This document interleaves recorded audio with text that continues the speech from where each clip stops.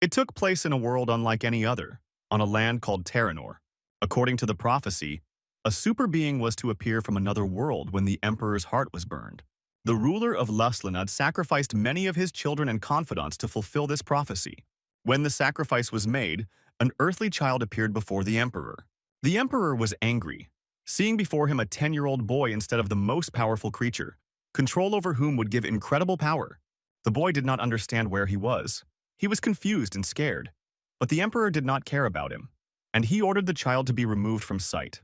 Summoned again to another world, Laxland Palace was shaken by blows of unprecedented force. Its walls and ceiling were covered with cracks and stained with the blood of men and monsters. Emperor Luslanad used his last strength to summon a new powerful creature into his world to protect himself from the inexorable threat. A giant snake with spikes around its head and fangs the size of a human leg wriggled in the center of the hall, shielding Luslanad from the approaching knight. Not a muscle moved on the knight's face. His cloak flew into the air, and he grabbed his sword, preparing to strike. The knight swung his sword, and blue discharges danced around him, indicating that he was using some powerful magic. These were two techniques at once, conquering the heavens and rumbling the mountains, which dealt a blow of colossal force to the snake, knocking it to the ground and tearing it into pieces. The emperor realized that he had nothing to counter the attacker with, since the knight had destroyed all the creatures and was not even out of breath. The knight approached the steps in front of the throne and said that the power of the emperor's monsters came from the fact that they were from another world. His face expressed indignation, mixed with impatience to fulfill what had long been planned. It turned out to be a young guy who seemed familiar to Luslanad.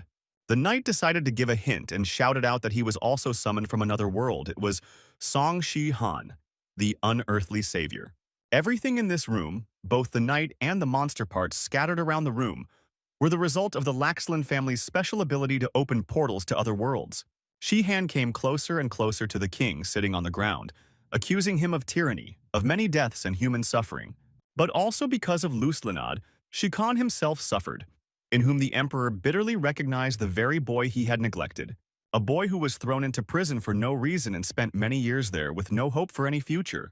The emperor knew that 3 years ago, that boy had escaped from prison with the help of a certain magician who had caused great destruction. Shi-Han admitted that he had been dreaming of revenge every day for years, and now the time for payback had come. The boy's eyes flashed with anger, and he raised his sword, engulfed in blue discharges, to strike, wanting to put all his pain into this blow. The pain of years lost in captivity, the pain of injustice and the loss of friends who died due to the fault of Luslanad. The emperor only clenched his teeth, feeling that these were his last moments, but there was no remorse in them, only anger. He only had time to shout out as he cursed the prophecy that had so cruelly failed him. At that moment, Shi-Han's sword cut through Luslanad's chest and he collapsed onto the wall he was sitting near. The owner of the powerful gift of summoning creatures from other worlds was now dead, blood pouring from his mouth, staining his white fur collar. Shi-Han looked at the defeated enemy, and a hard expression remained on his face, as if he didn't believe that everything was really over. With a habitual movement, he hid the sword in its sheath, preparing to leave this gloomy place. The boy took one last look at the dead emperor and said to himself that it was finally all over. Finally, Shi-Han closed his eyes and breathed a sigh of relief as the fury of the fight slowly began to leave him. Then he heard approaching footsteps, and a clear girl's voice called his name. The guy turned around with joy and called out to the girl in response, because it was his beloved Lavina. Her face, framed by silver hair, radiated joy and perhaps even delight, and she approached, waving her hand. She congratulated Shi-Han on his victory, and at that moment, Lavina, with her silver hair and radiant smile, seemed like the most beautiful creature in the world. The boy and the girl approached each other, and Shi-Han replied to Lavina that this victory did not come easy for him. He hugged her, pressing her to himself, because the warmth of his loved one was more necessary to him than ever. Shi-Han whispered in his friend's ear that everything would be fine now, and he would finally be able to do everything to make her happy. Lavina moved away from the guy slightly, and, looking into his eyes, addressed him by name, as if she had started to say something, but stopped. A familiar voice came from behind Shi-Han, saying that there was still one important matter left, because the emperor's heart needed to be burned. It was the magician. He noted with satisfaction that Shi-Han had exceeded his expectations, and that he did not believe that Shi-Han would succeed in such a difficult task. Shi-Han was surprised to see his comrade, the mage Lilstein, appear here right after the massacre. But Lilstein was not alone. Just then, his other four comrades arrived to help him carry out the plan. They debated whether Shihan would disappear if the emperor's heart were burned, and how ironic it was that the king, in an attempt to gain power, had brought about his own death. Shihan was even a little outraged that they were talking so easily about the fact that he could now disappear from this world, and they would no longer be able to see him. At this time, Lavina put her hand on his shoulder and asked him earnestly if he really didn't want to get home to Earth, from where he had been mercilessly kidnapped. Shihan looked at his friends with a smile and replied that he had finally decided to stay. He said that all the people closest to him, both living and already dead, are here in this world. Lilstein, who had already lit a fire to perform the cremation, turned around as he listened to Shihan's speech. The guy added that his loved one was also in this world, and at these words Lavina's cheeks turned red. Shihan admitted that of course he misses Earth, but this world has already become much more familiar and closer to him than his former homeland. The guy clenched his fist in emotion and pressed it to the armor in the area of his heart, waiting for his friends to react to this joyful news. However, they did not show any violent reaction. Some stood with a blank expression on their faces, some smiled softly, and some had a mocking expression. Lilstein, smiling slyly, asked whether it was true that Shihan was unlikely to change his mind. He confidently and loudly confirmed the firmness and finality of his intentions. Lavina called out to Shihan, and he heard emotions in her voice that he didn't understand. She gently placed her hands on his shoulders and kissed him, which made even such a seasoned warrior feel embarrassed. He turned to her in confusion, trying to find out what she was not saying, but Lavina only continued to smile tenderly. A hard smile played on her lips, and she said that things had become more complicated. Shihan began to feel something was wrong with him. He didn't recognize Lavina and wondered what had caused such a sudden change. Suddenly, a portal opened behind him, and from the blue discharges it was obvious that it was a portal to another world. Shihan looked around, trying to get his bearings. Something strange was happening that he couldn't have foreseen. There were vague silhouettes looming in the dimensional portal. Shihan wondered how it could open when Lustlanad was already dead. He shouted a warning to his friends so that they could look around and react in time to the unknown threat. But a second later, a chill ran down Shihan's spine, and he looked at his friends. They stood motionless, completely calm, as if they all understood perfectly well what was happening. In Lilstein's hand, and in the depths of the flames, something dark was visible, something that had recently been alive. Shihan asked if this was the Emperor's heart, but even without an answer, he knew that it was. The boy listened in horror to Lilstein's words, who explained that even the death of the entire Laxland clan left one opportunity to open the portal, and that was the heart. Lilstein held the source of the final portal in front of him at arm's length, flesh gradually turning to ash. The magician coldly said that Shihan had become too powerful. Others added that, in addition to his power, he has too much popular love and popularity. They didn't want Shihan to gain power and become stronger than all of them, to become some kind of new emperor. So they thanked Shihan for saving the world from tyranny, but left him no choice and concluded that he must go back to his world. Shihan couldn't believe his ears because his friends, the people he wasn't afraid to turn his back on, turned out to be the ones who took advantage of him. He turned to his beloved Lavina, expecting help from her. She remained his last hope when everything was collapsing before his eyes. But his cry went unanswered. Shihan looked at the girl, and she only looked at him and did not move. Lavina whispered his name, and he realized that she was in league with the others, and Shihan had no allies left.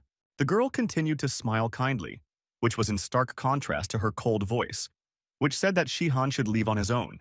Shihan cried out in despair. He was not going to just give up when it seemed like everything was finally going to be okay. Lavina admitted that she dreams of power and intends to subjugate men who will shade her greatness. But she doesn't agree to a supporting role, where she should simply be the companion of the great Shihan. Lavina condescendingly ran her finger along Shihan's chin and said with slight regret that Shihan was not fit to be her favorite. Shihan began to fall into the blue glow. He called out to Lavina and wanted an explanation from her. The girl jokingly remarked that she would help him cope with the pain he was now experiencing. And with these words, she pushed him in the chest, helping the portal to pull the knight inside itself. Shihan fell into the hole, moving away, and Lavina shouted after him to come back. And a second later, she added sarcastically that he should return to his home, and her figure with the silhouettes of the other traitors began to move away. Shihan could no longer do anything, and could only scream helplessly as he flew through the void between the worlds. The blue glow flickered and became cloudy. Nothing could be seen in it anymore, and the portal began to slam shut. Just another moment and one final discharge collapsed the passage, raising clouds of dust from the dirty floor of the castle, over the lands of Terranor, as if proclaiming the coming of a new bright era for the inhabitants of the Empire. The prophecy came true. The great warrior killed the tyrant, and his allies proclaimed the good news to the people from the balcony of the castle. Lilstein declared the beginning of the reign of 6 emperors, each of whom was to rule his own part of the empire in order to prevent a new tyranny. The crowd rejoiced, welcoming the saviors, not even realizing that the famous hero Shi Han was not at the celebration by his own will. A glorious time had come when the people of Terranor could breathe a sigh of relief, free from strife and the oppression of exorbitant taxes. This went on for a long time, year after year, until one day in the world of Terranor, a portal opened again. It was a fine summer day, and snow-white clouds floated across the sky, contrasting with the dark green of the nearby mountain range. Hidden among the sparsely standing trees is a small, well-kept hut with a small vegetable garden next to it. The door of the hut opened, and a clear girl's voice was heard. A girl with light hair braided with a dark blue ribbon came out of the house. She was humming a song and carrying a basket in her hands. The girl was enjoying the weather. She seemed to be in a great mood and was going to work hard. The bright sun blinded her through the treetops, but the girl only covered herself with her hand and walked towards the garden, carrying a hand hoe and a basket. Not even a minute had passed before the hoe had already sunk into the ground, and the work was in full swing. The garden would soon be brought into complete order. The girl continued to hum the song, happily caring for her plants. Suddenly, some vague sound attracted her attention, and she stopped working and listened to understand what it was. Suddenly, a fish splashed into the garden a few meters from the girl. It seemed as if it had fallen from the sky. The girl approached in bewilderment and began to examine the fish that appeared out of nowhere. The fish turned out to be flounder, and the girl was even happy, since this fish is very tasty, which meant that she was in for an unexpectedly pleasant dinner. But then she thought that perhaps the intention to eat fish that came from nowhere was reckless and even dangerous. The girl put the fish aside and decided to finish her work first and then deal with this mystery.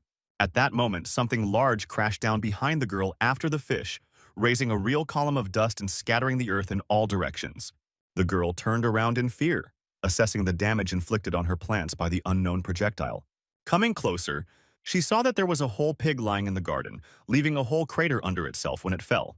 The girl looked at the sky in fear, realizing that uninvited gifts were falling from there, and expecting a new surprise. The surprise did not take long to come, and the girl's eyes widened in an attempt to examine the next object, which was already rapidly approaching. It looked like it was a man, or rather a dark-haired guy, who had pulled some of the steam from the clouds with him, so that a misty trail was now trailing behind him. The guy was bawling, looking at the ground and clearly not wanting to meet her in this way. At this point, the girl realized that the falling man was naked, and the situation suddenly became even more awkward. The guy fell to the ground, raising such a cloud of dust that it took a while for it to settle and for anything to become visible. The shocked girl did not dare to do anything in such extraordinary circumstances, when, behind the clouds of dust, she saw a body sticking out of the ground. The boy stuck his head into the ground and stood almost like an ostrich, except that he was featherless. But then he pulled his head out of the ground and shook it to come to his senses after such a hard landing. The stranger looked around in confusion, trying to figure out where he was. He saw the mountain range, the grove of trees surrounding the hut, the weeds outside the vegetable garden, and seemed to be looking for familiar landmarks. Then he turned to the hut and began to examine the yard, where there were carts with barrels and a neat stone well. The girl, still holding the hoe, approached and timidly greeted the uninvited guest. But the guy didn't pay attention to her. A smile played on his face. It seemed he was very pleased with something. He jumped up joyfully and laughed, and then shouted that he had achieved what he had been waiting for many years. The boy raised his hands in triumph and shouted, addressing someone and announcing that he was back. His laughter was interrupted by weakness. The stranger bent over and then began to fall. Not even a couple of seconds had passed, and he was already lying unconscious in the middle of the garden, which was natural after such a loud arrival.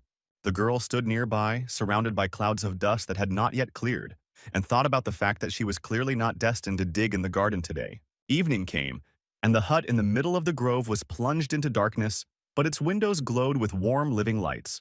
The guy opened his eyes and found himself lying on a clean bed and covered with a sheet. He turned his head, looking around the room. Next to the bed there was a nightstand with a table lamp and a beautiful clock. This place looked very cozy. The guy asked himself where he was and tried to remember the latest events. Then a beautiful blonde girl came up to him with a tray and noticed that he had already woken up. The girl showed the alien the porridge prepared especially for him and asked how he felt. The stranger rose with difficulty and realized that he was naked under the sheet, and then thought with shame that he could hardly have gotten to the bed on his own. The guy began to massage his shoulder. He was in pain and lamented that the side effects of his appearance had had too strong an effect on him. Meanwhile, the girl wondered who was in front of her, because the guest used a strange dialect, but did not look like a native of the provinces. Meanwhile, the boy raised his head, his face cleared, and he said with relief that he remembered that he was no longer on Earth. The stranger asked the girl if she really had helped him and brought him here, and she, having answered in the affirmative, finally came up and put the tray on the nightstand. The guy asked him directly where he was, and the girl finally discarded the idea that he was from some tribe. She named the nearest landmarks Mount Defilan, the village of Goran, but this meant nothing to the stranger. Then, assuming that the person in front of her was a foreigner, the girl replied that they were on the territory of the Lilstein Empire. The boy whispered her words about the Lilstein Empire under his breath, and a predatory expression appeared on his face. He folded his hands in thought, muttering about Lilstein becoming emperor, and seasoned his thoughts with an insult. At this point, both of them felt awkward, as the guy looked comical, sitting on the bed in such a pose, as if he was planning something grandiose. He came to his senses and modestly asked the hostess of the house for some clothes so that they wouldn't be embarrassed. A short time later, a stack of empty bowls stood on the dining table located on the first floor of the house. The alien was wolfing down the food. Apparently, he really liked the girl's dish. Or he was just really hungry. The only thing that bothered him was the fishy smell. But he was not picky, believing that some earthly comforts might not be available in this world. The guy was still happy to be back, and he also sincerely thanked the hospitable girl for the generous treat. She continued to look at the guest with excitement, studying literally every centimeter of his body and the slightest trait of behavior. She noted his excellent physical fitness, as well as his confidence, bordering on unceremoniousness, which spoke of the difficult origins of this man.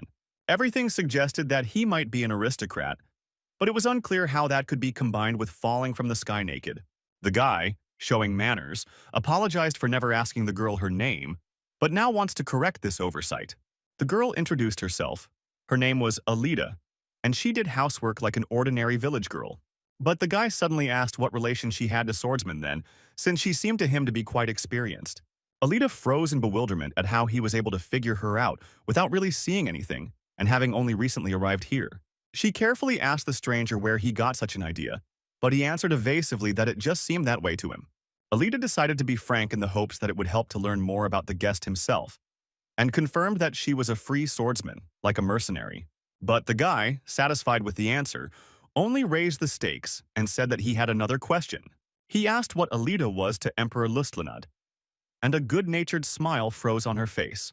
Before the guy could blink, there was a sudden movement and something big flew towards him. Alida flipped the table over in a flash, throwing it at the stranger, sending him and his plates and mugs to the floor. At the same time, Alida jumped to her feet, preparing for battle. Out of nowhere, a knife appeared in her hand and there was an expression of determination on her face. She jumped over the table, which was lying on its side, ready to pin her opponent to the ground and make him unable to move. But the guy disappeared so suddenly, as if he had evaporated, and Alida had to find out where he had gone. There were only shards of broken clay bowls lying on the floor, and no traces where the stranger could have slipped away. She heard his voice behind her. He noted that he had not intended to fight her. Alida stabbed him with a spinning motion, becoming increasingly convinced that the unexpected guest could pose a greater threat. But her blow hit nothing, causing her to stagger awkwardly and fly forward a few steps by inertia. Alida assumed a fighting stance again, continuing to analyze, and came to the conclusion that the stranger was probably a swordsman as well. She delivered another deft blow, but the guy was able to avoid it by bending slightly. He didn't even try to attack back and, continuing to dodge a whole series of blows from Alida, exclaimed that he just wanted to talk. Alida appreciated her opponent's skill, seeing that he was handling her attacks flawlessly. She decided to use a last resort and employ techniques she rarely used, striking diagonally as if drawing an invisible grid. The guy smiled contentedly and praised how Alida skillfully hid her fighting talents. He backed away, ignoring the flurry of knife swings, noticing that he could only see her aiming for his shoulders. The guest confidently stated that she was not trying to kill him and made a move that caused the knife to get stuck in the wooden spoon he was holding in his hand. This move was something of an insult to Alida when her truly dangerous attack was stopped in such a ridiculous way. She fell to the floor, thrown back by this unexpectedly powerful answer, and dropped the knife from her hands. Lying on the floor, Alita looked up at the stranger, and he handed her a spoon covered in tongues of orange glow that rose up her hand. It was some kind of unknown powerful technique, and Alita realized that there was no point in fighting any further, so she directly asked the guy who he was. The guest finally introduced himself. He stated that his name was Song Shi-han, and that he came to this world from Earth. Alita felt as if she had been struck by electricity. In front of her stood the legendary Sun Shu Khan himself, who had once been summoned to this world through a portal because of a prophecy. She asked again if the guy was really the savior from another world, and the guy responded with satisfaction, glad that he was still remembered. Shihan said he understood why Alita had lashed out at him, as the suspicion of being related to Luslanad could be offensive, but it was not a hint. Alita interrupted him and only said that she was Alathir Bella Lustlanad, Lusklin, and then she added, so that there would be no doubt, that she was the daughter of the late emperor. After the death of the emperor, angry crowds with torches pursued everyone who had any kinship with Luslanad and sought to exterminate them. Alita would always remember that evening when the fire blazed in the castle, and her mother Serafina pressed her daughter to her chest in the back room, hiding from the rebels. The mother entrusted the family bodyguard Kiran to take care of Alita, realizing that this would put him in great danger. Kiran was loyal to the imperial family and did not hesitate to take responsibility for the girl, and perhaps the reason was even more than loyalty. The bodyguard made a promise to Serafina to protect Alita at any cost, bitterly realizing that by doing so, he would have to leave Serafina herself unprotected. Alita did not understand what would happen next, but she felt that she would have to part with her mother, and so she cried bitterly. Years have passed since that terrible evening, and Kiran raised the girl as his own daughter, settling with her in the wilderness and teaching her to fight so that she could protect herself. However, despite all precautions, they were found, and the soldiers of the new emperor killed Kiran, and Alita was able to escape again. She maintained a hermit lifestyle, occasionally taking up mercenary work to earn a living. Shihan listened to her story, sipping from his mug and nodding in understanding, trying to sympathize with the girl who had suffered so many misfortunes. However, he asked if since he killed her father, Alita should feel hostility towards him, but she replied that she no longer associated herself with her father. Alita explained her attack by saying that the person who learned of her relationship with the late emperor was most likely an assassin. Shihang muttered with displeasure that his former allies might ask him if he agreed to kill the entire imperial family.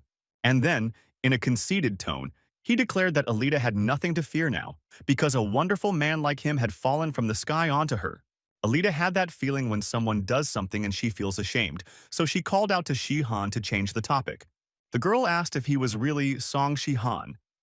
How did he manage to return from another world here to Terranor? Someone must have summoned him. And as if by chance, she added a question about why he was traveling naked, and Shihan blushed and accidentally squeezed the mug so hard that its handle flew off. He replied in an offended tone that he did not control the laws of the portals, and that only living matter could pass through them. He said that he got here the same way the first time, and then, when he returned to Earth, he found himself naked in the crowded Quan Huaman Square. It was clear that the memories made Shihan feel shy, and Alita silently wondered about the meaning of Quan Huaman's strange words. She decided to bring the conversation back to the previous topic, and asked again who had summoned Shihan to Terranor 10 years after returning to Earth. To which Shihan replied that he had returned on his own, without the help of the Emperor's relatives. Alita was shocked once again by what else this extraordinary man was capable of. She only asked how he managed it. Shihan replied that it was not an easy task, and it took those 10 years in his home world to solve it. And to be honest, someone did help him. Here he paused mid-sentence and listened, although there was silence all around, and one could only hear the evening chirping of the cicadas in the yard. Shihan turned around and looked at the grove through the window. The sudden silence frightened Alita, and she asked what was the matter. The guy turned to Alita and paused. It seemed like he didn't dare answer right away because something was bothering him. He rose from his chair and asked if the girl really still lived there just so that she could not be found, and she confirmed this. Shihan cursed and said with a mixture of disappointment and shame that he had made a mistake in coming here. Alita was still confused, and he continued, explaining that in order to open the portal, he needed someone to act as a summoner. He added that since Alita was the closest relative, she was perfect for the role, and the girl's eyes opened wide. It dawned on her why he had immediately asked her about her relationship with Lustlanad, and Shihan had confirmed that she was his way of returning here. But that wasn't all, because Shihan tensed up and began to explain that this had caused unforeseen consequences. The opening of the portal is noticeable to mages, meaning they will sense where it happened, discover Alita's home, and see that she used magic. Alita was surprised because she did not have magic and tried to assess what this threatened her with. She jumped up decisively from the table, which they had put back in place so that they could have a normal conversation. The girl peered intently through the window into the darkness, expecting to notice the movement of the uninvited guests. There were lights visible among the trees. Someone was approaching, and there were a lot of them. Alita was stunned by how quickly they got here. Knights in full plate armor with pikes and torches walked through the forest. Such detachments are not sent for simple villagers. The soldiers were about 100 meters from the hut, and, as they approached, they were assessing how to cordon off the house so as not to leave those inside a chance to escape. The sorcerer who was walking with the detachment reported to the commander that the source of the magical phenomenon was located right here. The commander's name was Zeno. He looked young with freckles covering his nose and cheekbones, but his sternness made one forget about this deceptive impression.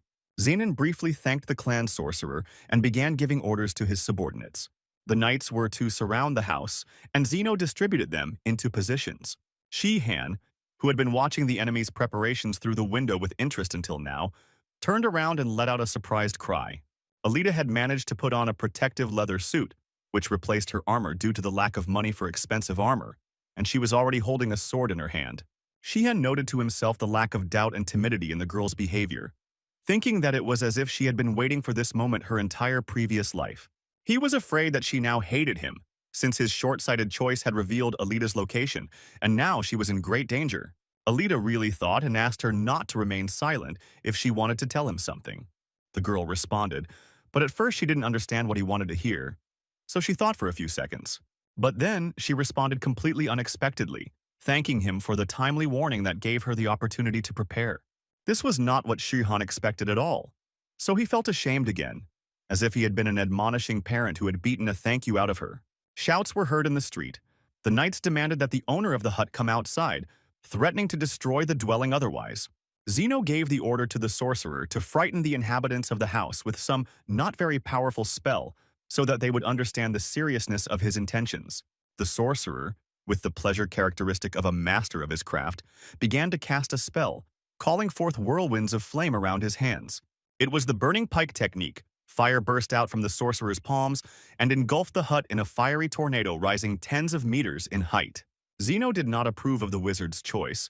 Perhaps this was the intention, to make the spell seem dangerous. But if it really was, it was too much. The knight reminded the sorcerer that they had to deliver the girl alive, to which he assured that the spell would not harm those inside. And he muttered under his breath that, at worst, there would be a few burns left, watching as the soldiers cautiously approached the fire.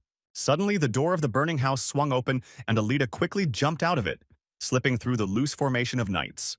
But the ring was not the only one, and the soldiers standing in reserve rushed to intercept her, encouraged by the promised reward. Alita began her battle dance, delivering devastating blows, knocking over soldiers and causing them to become confused. The knights did not expect such fierce resistance, and a murmur went through them that they were fighting a swordsman. Despite her skill, Alita was in dire straits.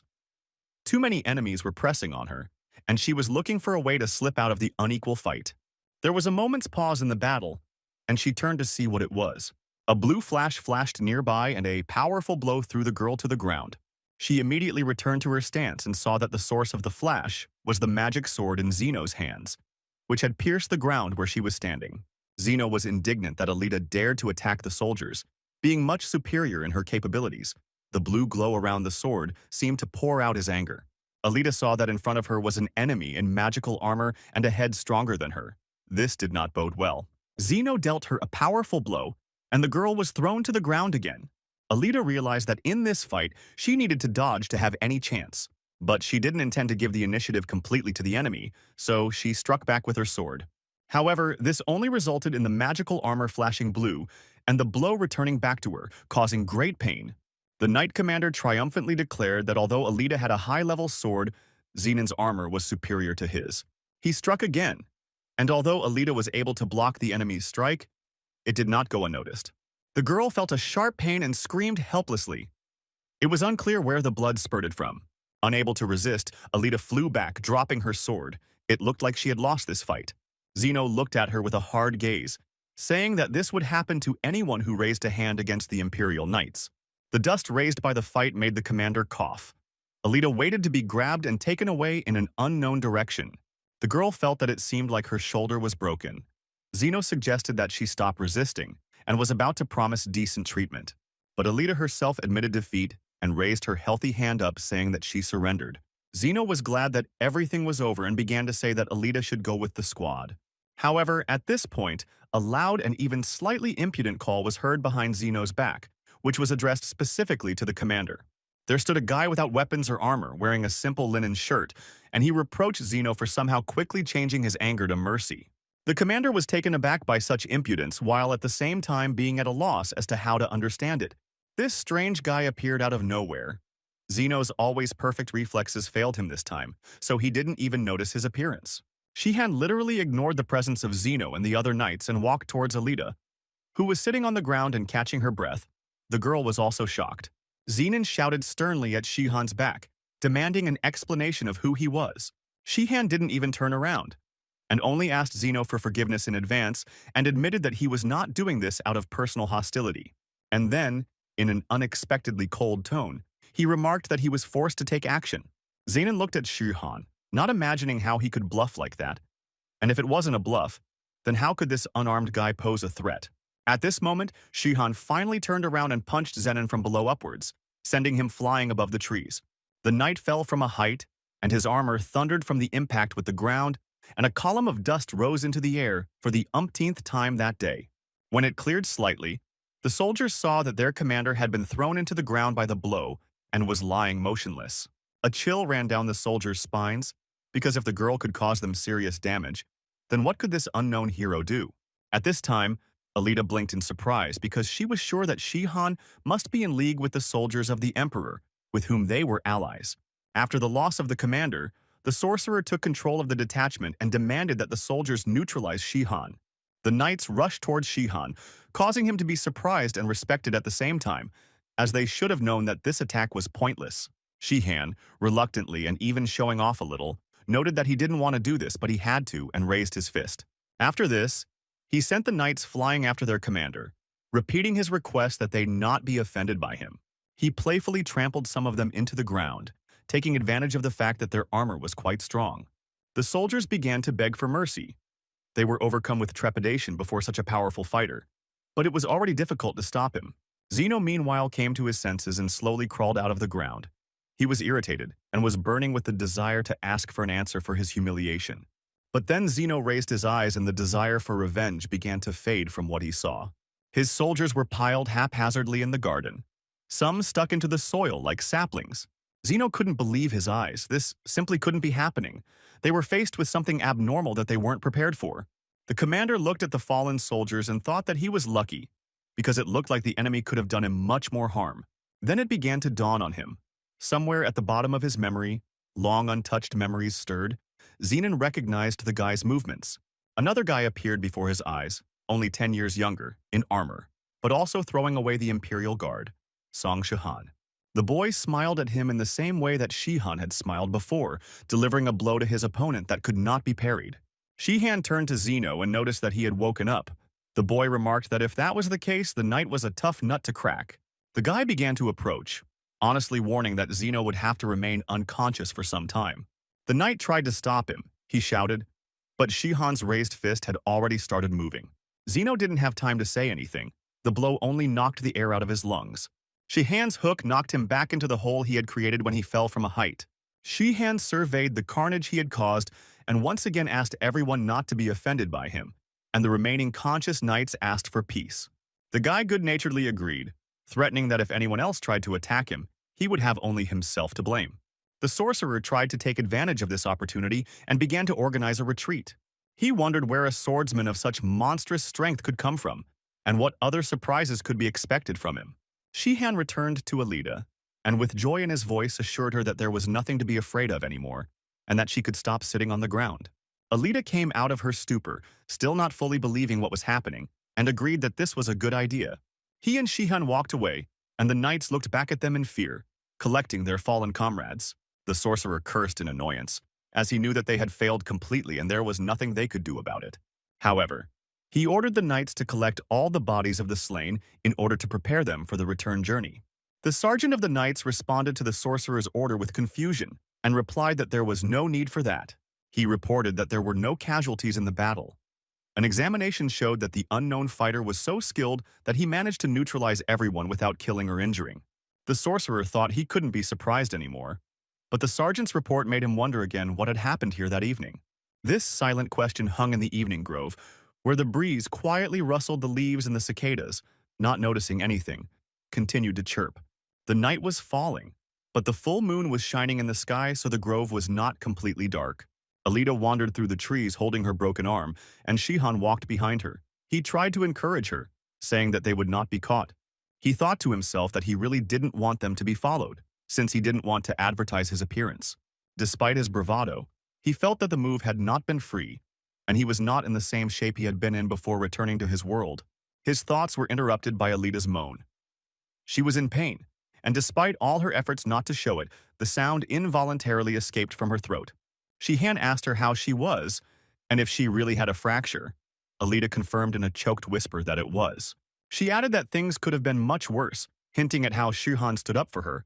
Alita was shaking and her whole appearance was painful, but it seemed like Shihan didn't get the hint, so he found it strange that Alita was trying so hard to pretend that everything was fine. Before she could come to her senses, he had made a splint for her arm and seemed to have used some kind of healing magical techniques. The pain in his arm subsided. Alita showered him with gratitude, so Shihan became embarrassed and, scratching his head, replied that it was a trifle. Alita smiled widely again and concluded that she needed to go her own way to escape from her pursuers. Shihan was dumbfounded by this sudden turn of events. It was illogical that a girl who was in danger was going to break up with the one who protected her. He quickly asked where she was going looking like that and what she was thinking.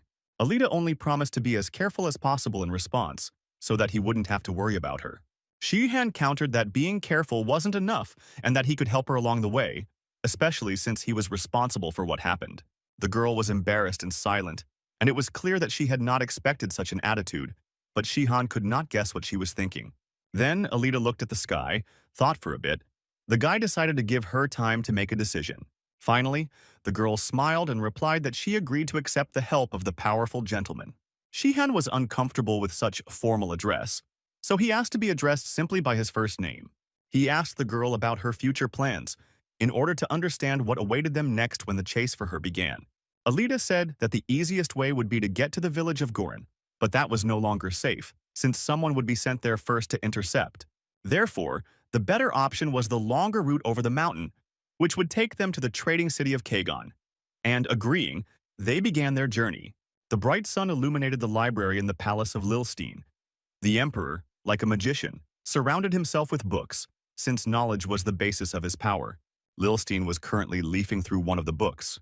Standing on the second floor, while the report about yesterday's operation was supposed to be delivered to him, the messenger's voice tore him from his tracks, and Lilstein turned to face the man hurrying toward him.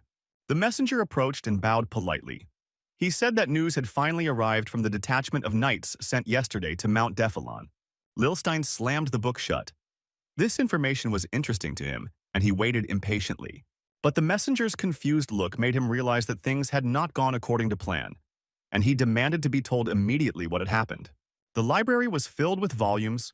There were common publications, reference books, treatises, but there were also rarities, the names of which were known only to a few.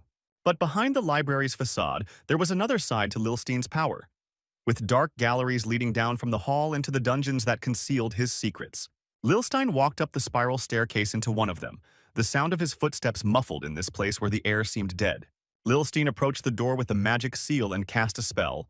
Red flashes ran along the grooves of the door like blood through vessels. The door, as if coming to life, swung open, letting its master inside. Lilstein continued on his way. In the dungeons there was a laboratory. There were flasks and instruments piled up. Books were collected in the cabinets, hidden from prying eyes, and in the center stood a column filled with something that looked like blood. Lilstein for now. He moved on to where a weak voice called his name. He approached the bars behind which the prisoner languished. The man, chained, said in a weak voice that he hated Lilstein. He smirked sarcastically at the fact that the emperor still considered himself a hero after what he had done. A magic circle glowed under the prisoner's feet. Lilstein only sneered that the prisoner had somehow grown thin over the last half-month. And as if spitting, he said that he was a degenerate like everyone else in the Lusklin family. The magician entered the cell and asked the prisoner if he knew what it meant that the magic circle had recently changed color. The man did not answer, and Lilstein answered himself, explaining that this meant the magical transformation was complete. The prisoner ignored this, and with the last of his strength, shouted furiously that Lilstein's subjects deserved pity because of such a ruler. Lilstein smiled coldly and said that he was sorry too, but for someone else. The one who loses his heart, he finished. And the prisoner pressed himself against the wall in horror, a sticky horror filling his insides. The prisoner's eyes opened wide. He looked into the face of death, and this death was completely indifferent to him, considered him just an instrument. Lilstein plunged his hand straight into the man's chest. Blood spurted in all directions, covering the walls of the cell, the floor, the bars. The prisoner trembled. A wheezing sound came from his throat, and after a couple of seconds he fell silent, while Lilstein methodically finished what he had started. In his palm, just like 10 years ago, a fire burned, devouring the flesh of a recently living man. But Lilstein already saw that there was no result. The man whose heart he burned was too distant a relative of the king, and the strength was not enough. Lilstein sighed, becoming convinced that he needed someone who was very close in origin to Luslanad. He remembered again what the messenger had told him today, about a party being sent after a man who might be the one Lilstein was looking for. The frightened messenger reported the failure, that the detachment had been defeated by one unknown fighter. Only his appearance was known. Dark eyes, black hair. Perhaps he was of the Gallon race. Lilstein's mind, Shihan fit that description, but it was impossible. The magician drove away the obsession because portals do not open on their own. This skill is now unavailable even to him, Lilstein told himself. And the image of the old acquaintance he now feared so much stood before his eyes. A crowded city with tall buildings, wide streets, and bright flags greeted the two travelers with its hectic life and lively street trading. Shihan told Alita that this city was previously called South Clanium, but the city had changed so much that the guy didn't recognize it, even though he had lived here in the past. Alita was surprised and asked how this happened, to which Shihan explained that in the big city it was easy for him to hide when he needed to hide. Shihan said that there was a race called Gallon, which looked like the people of Northern Asia, and then his face changed as if he was a completely different person. Alita looked at Shihan, who was now unrecognizable in fascination, although she knew it was him because he still spoke with his own voice. She asked if the rumors about magical impersonators were true, and he asked if she meant the Empress's powers of 1,000 forms. Shihan revealed that the ability allows one to use combat power to disguise oneself, redirecting it to become like another person. He also added that this skill belongs to Lavina along with the stealth skill, but it was Shihan who invented it and taught it to Lavina. The boy offered to teach Alita too, but she refused, and Shihan still couldn't understand why she was rejecting his offers of help. Embarrassed by this refusal, he said that they at least needed to find somewhere to spend the night, and Alita felt a sense of regret that she couldn't agree. They walked a few blocks, and Shihan asked Alita how she felt about staying at this inn. In front of him stood a tall 3-story house that looked very presentable. Alita was surprised that Shihan knew this hotel too, and he stood there looking lost in memories. The guy replied that he had never been to this hotel before because there used to be a gallows instead, and something inside Alita sank. Shihan saw as if now, how in front of him there was a scaffold with a crossbar and a rough rope that had ruined many lives. However, he smiled and said that this place had already changed completely. And with these words, he invited Alita to come in. But she no longer found the idea so attractive. She asked if they would meet ghosts at this inn in that case. But Shihan, either jokingly or seriously, replied that if there was, it meant that he would be able to see his old comrades. The inside of the inn was cozy. On the ground floor, there were many kegs of beer or wine. There were dining tables and a staircase leading up to the bedrooms. After a short conversation, the disgruntled innkeeper gave Shihan the key to the room. As he walked away from the counter, the guy continued to see the owner of the yard getting angry and looking unkindly after him. Shihan asked Alita if she knew why the innkeeper was angry, and she tried to explain in a gentler way. The thing was that Shihan poked everyone in the face instead of addressing them with respect, which made his manner of speaking seem rude. They came into the room, and the guy kept lamenting that he had completely forgotten all propriety.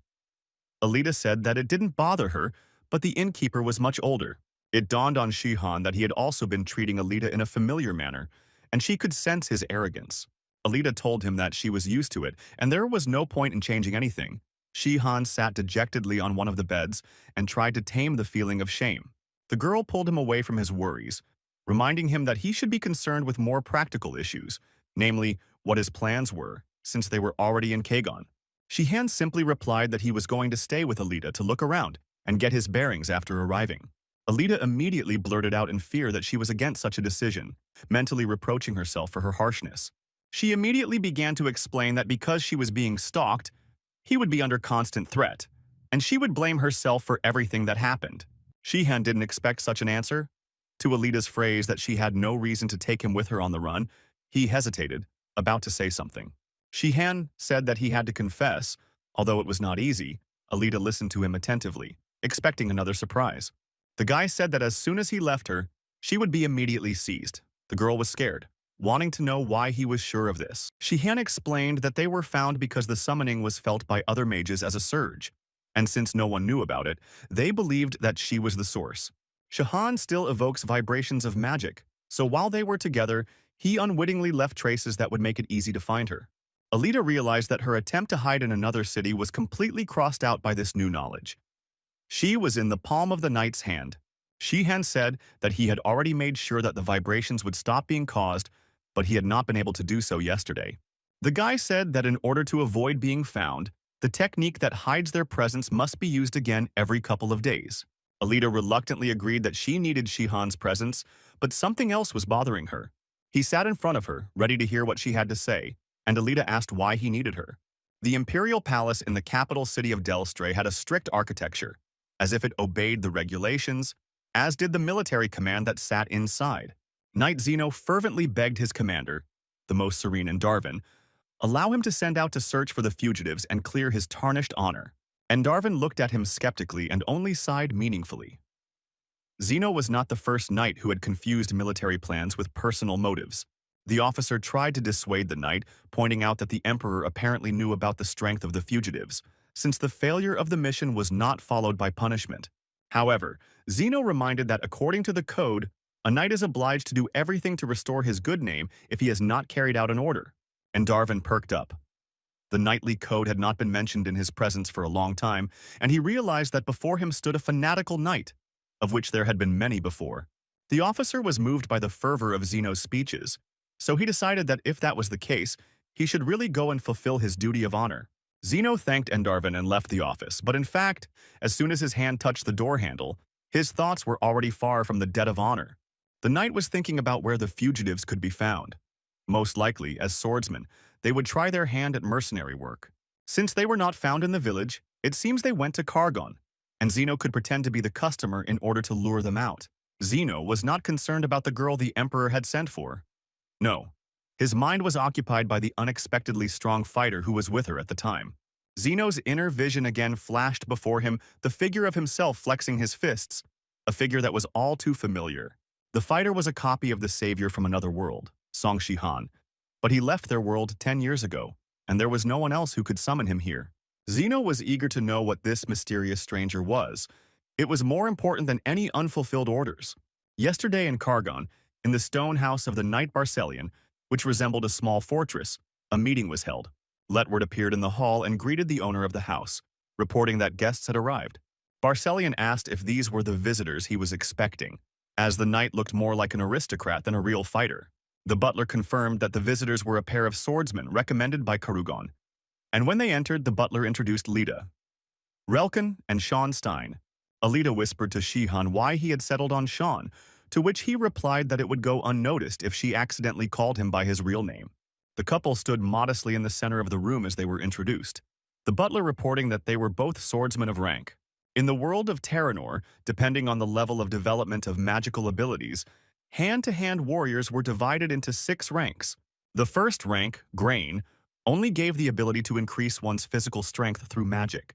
The warrior rank meant that its bearer was able to infuse magic into weapons made of iron, so most swordsmen had this rank. Fighters received the rank of knight if they were able to make their armor magical, and the rank of master meant that its bearer could make any weapon magical. Finally, mighty warriors who could create a blade by infusing the air itself with magic were considered deities. In the history of Terranor, there were only a few people of this rank, and before returning home, Shihan was one of them. As he was being introduced, Shihan thought with displeasure at how low his rank had fallen due to his movements between worlds. But Barcelion, on the contrary, believed that the warrior rank was a sign of great talent for a young guy like Shihan, so he was glad to see them. He briefed the mercenaries on the details of tomorrow's sortie and advised them to get a good rest, as they would definitely need their strength. Alita and Shihan came to his room. The guy fell on the bed and began to grumble regretfully that he was bored doing someone's errands. Then he added that in the old days he would have simply robbed any aristocratic estate that came his way instead. Alita stopped examining her sore arm and looked at Shihan in surprise, saying that this didn't fit with the image of the savior. Shihan replied that his former lover Lavina was a thief, and they saw nothing wrong with that, since the nobility under Luslanad were scoundrels. But now everything had changed, and Shihan regretfully admitted that their only path was to earn an honest living as heroes by cutting enemies to pieces. Alita thought that this didn't sound very heroic from the outside, and as if guessing, Shihan suggested that they would have to slay some kind of monster. The girl replied that Barcelion seemed to have mentioned a pack of igneous wolves.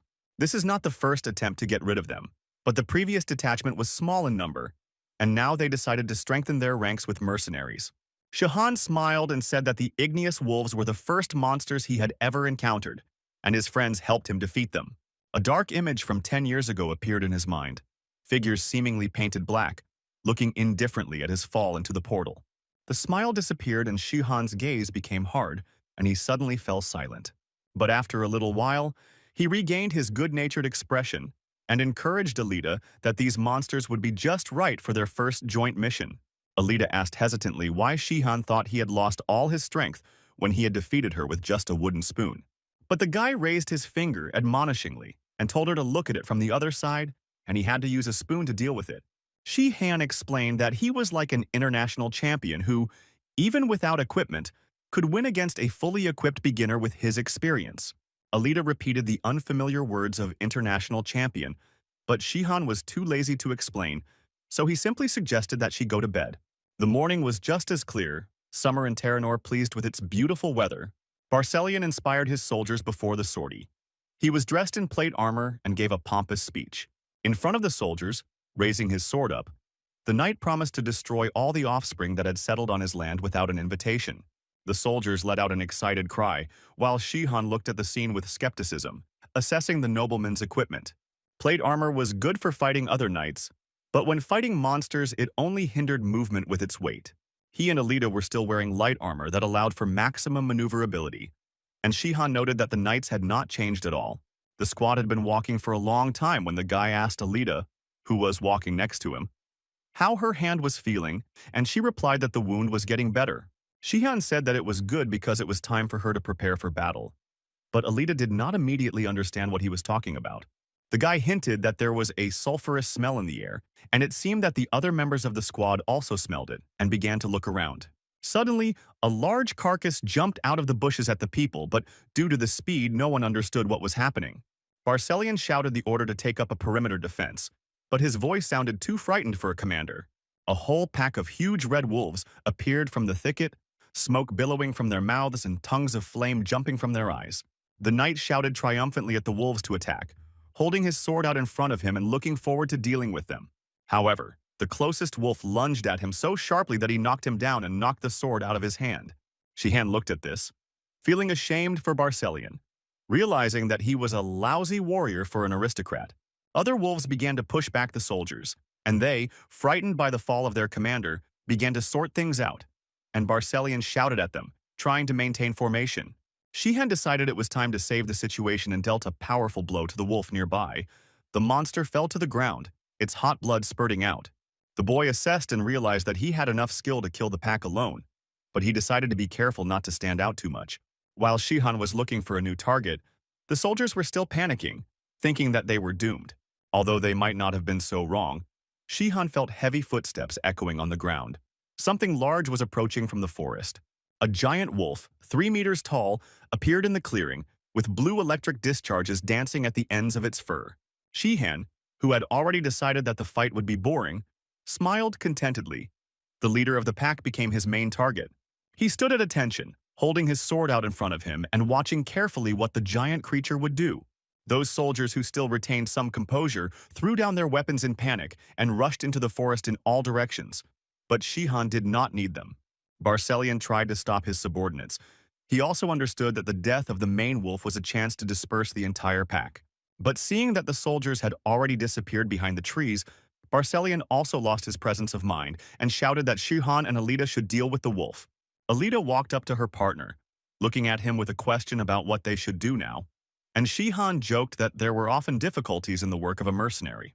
Therefore, the guy instructed Alita to deal with the leader, and he himself planned to neutralize the rest of the pack. The girl clearly did not expect such a turn of events. After throwing away the wolf that had jumped on him, Shihan said that it was just a bunch of wolves and they should be able to handle it. Striking the next beast with his sword, he shouted at the dumbfounded Alita to attack. The girl decided to trust Shihan's tactics and obediently rushed at the leader of the pack, gaining momentum for a powerful blow. She leapt to strike from above, where gravity would give the blow extra energy. The wolf raised its head to meet her, its mouth open. A stream of blue flame, with electrical discharges swarming around it, flew out of this mouth towards Alita, and she was unable to dodge it in a jump. Feeling the heat and pricks of thousands of electric needles on her entire skin, she swung her sword, aiming for the wolf's vulnerable spots on the muzzle. The wolf ducked, and the blow landed on his side, and although blood gushed from the wound, the blow was tangential and only enraged the beast. The wolf bared fangs as long as a human forearm and roared so loudly that the crowns of the nearby trees began to sway. Alita regrouped, and while the wolf was roaring, she was already rushing into a new attack, trying to come up with something more effective than the previous attack. Here the wolf himself gave her the opportunity, bending his muzzle towards her, and the swordswoman, she thrust the sword at full speed near the wolf's eye, putting all her speed into the blow. Shihan, who had scattered the wolves, took a moment to look back and felt respect for his partner. But he saw how everything changed in a split second, and for the first time since his arrival, he felt afraid. The sword was sticking out of the wolf's forehead, but he didn't think of falling. By some terrible chance, the blade thrust into the brain didn't lead to death or loss of consciousness. Alita was also seriously scared because she was sure that she had done it, and now her sword was sticking out of the wolf's face high above the ground. The wolf released a burst of electricity, and a powerful electric arc passed through the girl. She was thrown to the side and fell to the ground unconscious, surrounded by lightning running across the ground. The wolf jumped up to her and grabbed her in his mouth. It was unclear whether he was going to bite her in half and throw her with all his might. Shihan let out a menacing cry, shouting Alita's name. She, of course, did not hear. But this cry gave him strength. Earlier, when they were discussing their future plans at the hotel, Alita asked Shihan what his interest in her was, why he needed her. Shihan had to make another confession at that moment, but he tried to be honest with the girl in everything. He told her about how summoning from another world worked, and then that for his first summoning, the Emperor used other people's hearts. Therefore, the Emperor could no longer simply send him back to Earth even if he wanted to. This time, Shihan has made Alita his summoner, and therefore he needs her in order to stay in Terranor. Shihan rushed towards the wolf, realizing that it was just a stroke of bad luck that could send him back to Earth so soon. After all, if Alita dies, the ritual that summoned him to this world will cease to work. The girl was unconscious and the wolf was carrying her away in its mouth. Shihan couldn't catch up with the giant by simply running. He realized that he was wasting energy on running, and the chance to speed up was moving away from him with every second. He needed to come up with something, urgently. Shihan regretted 10 times that he had given his partner such a risky assignment when he should have been protecting her. The naked walk around the square was already looming before his eyes. He stopped, drew his sword, and began the ritual of using a powerful technique. He had to take a risk, putting everything on the line. Shihan pointed his sword towards the wolf. A fiercely lashing blue stream burst from the blade and flew towards the wolf. This was the energy of the dragon sword. The wolf sensed a threat approaching from behind and turned to face the inexorably rushing wave. A flash of interacting magic flashed, the energy of the dragon sword piercing the wolf's electrical defense. Shihan angrily swung his sword, cutting off the attack, and the blue stream lashing out in different directions died out. He sheathed his sword. The surrounding area was stained with wolf blood. The guy pulled the unconscious Alita out of the predator's mouth and collapsed on the grass next to her, wondering what the desire not to give oneself away leads to. The girl did not come to her senses for a long time, and dusk began to thicken over the forest. Shihan made a fire and helped Alita, who had come to her senses, Sit down next to him and warm up." The girl felt fine, and it seemed the wolf hadn't tried to kill her. She assumed it had something to do with the customs of wolves who had some intelligence, and perhaps they were going to eat her ritually. Alita was also surprised by the existence of a fire wolf that could use electric magic, but Shihan replied that, no matter what, the wolf was dead. Alita had an unspoken question on her lips and looked closely into Shihan's eyes. Finally, she began to speak, and Shihan thought that she might now reproach him for literally putting her on the brink of death. Instead, she asked what she hadn't dared to ask for a long time, namely, why Shihan hid his identity from others when he was a legendary hero. The current emperors must be his friends, so he could return triumphantly and everyone in Terranor would be glad to see him. In response, Shihan said that it would indeed be a great fortune to remain alive if news of his return reached the capital palaces. He confessed that his friends had betrayed him by forcibly sending him back to Earth, and that scene had been before his eyes for 10 years now. Shihan said he still couldn't understand how they could turn against him after everything they had been through together. The fact that none of them had any doubts meant that they had all created and kept this plan a secret for a long time. The boy and the girl fell silent. He didn't want to talk anymore. She was digesting what she had heard, so the silence was filled with the crunch of the fire. Shihan thought that the girl might be scared, because she was forced to be next to him, who turned out to be an enemy of the people in all 6 kingdoms. But Alita only punched her palm, expressing that everything fell into place. She only blurted out that this meant that Shihan had returned for revenge. The guy asked if she fully understood what he meant, and the girl answered affirmatively, asking what was bothering him.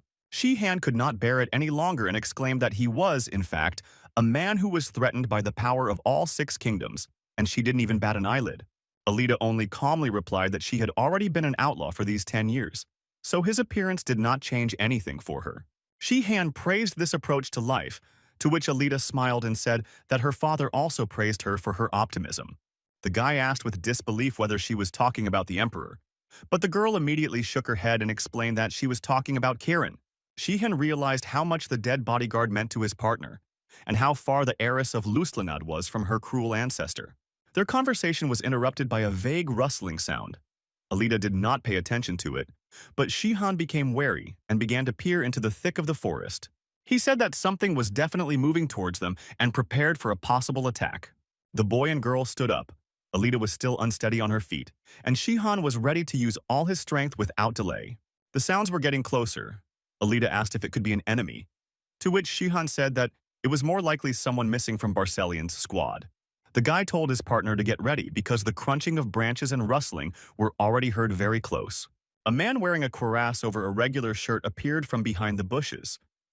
It was a man, but it was still difficult to recognize him in the dark.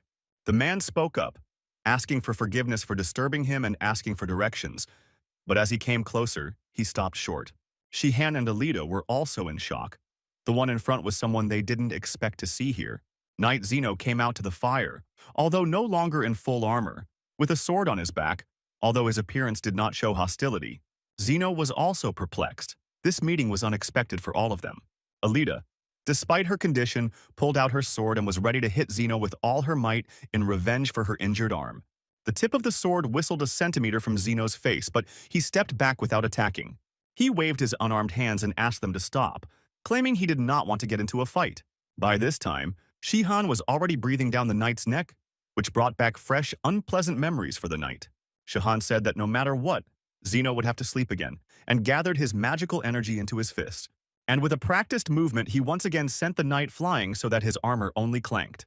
But Zeno, in the air, was completely convinced of his assumption and also concentrated his magic. This allowed him not to fall down powerlessly, but to perform a smooth turn and land on his feet, maintaining stability. This was a major surprise to Shihan. It wasn't that the knight had become more dangerous, but it was a mystery how he had managed to do so. The knight landed a dozen steps away from where he had been standing, and Shihan walked towards him to find out what was going on. He directly asked the knight how he was able to cancel the magic attack, since it was the use of a rare personal skill that few people knew about. Now Shihan wanted to find out who Zeno was and what he knew. Zeno only replied that he knew nothing, but he had guesses, and these guesses were fully confirmed by today's meeting.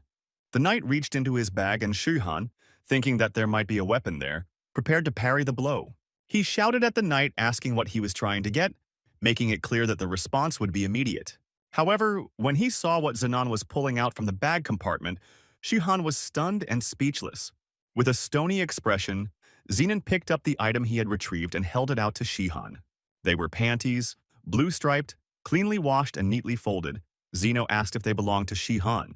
Shihan and Alita froze at the absurdity of what was happening. If this was the Emperor's plan to capture them, then he had no shortage of imagination. But Zeno continued to hold his underpants in his hands in front of him, and a satisfied smile spread across his face as if he had achieved a long-desired goal.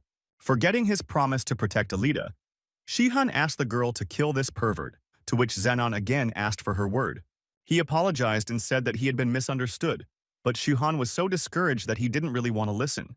Zeno waved his underwear, shouting that he surrendered, and the couple thought he was using the rag as a white flag.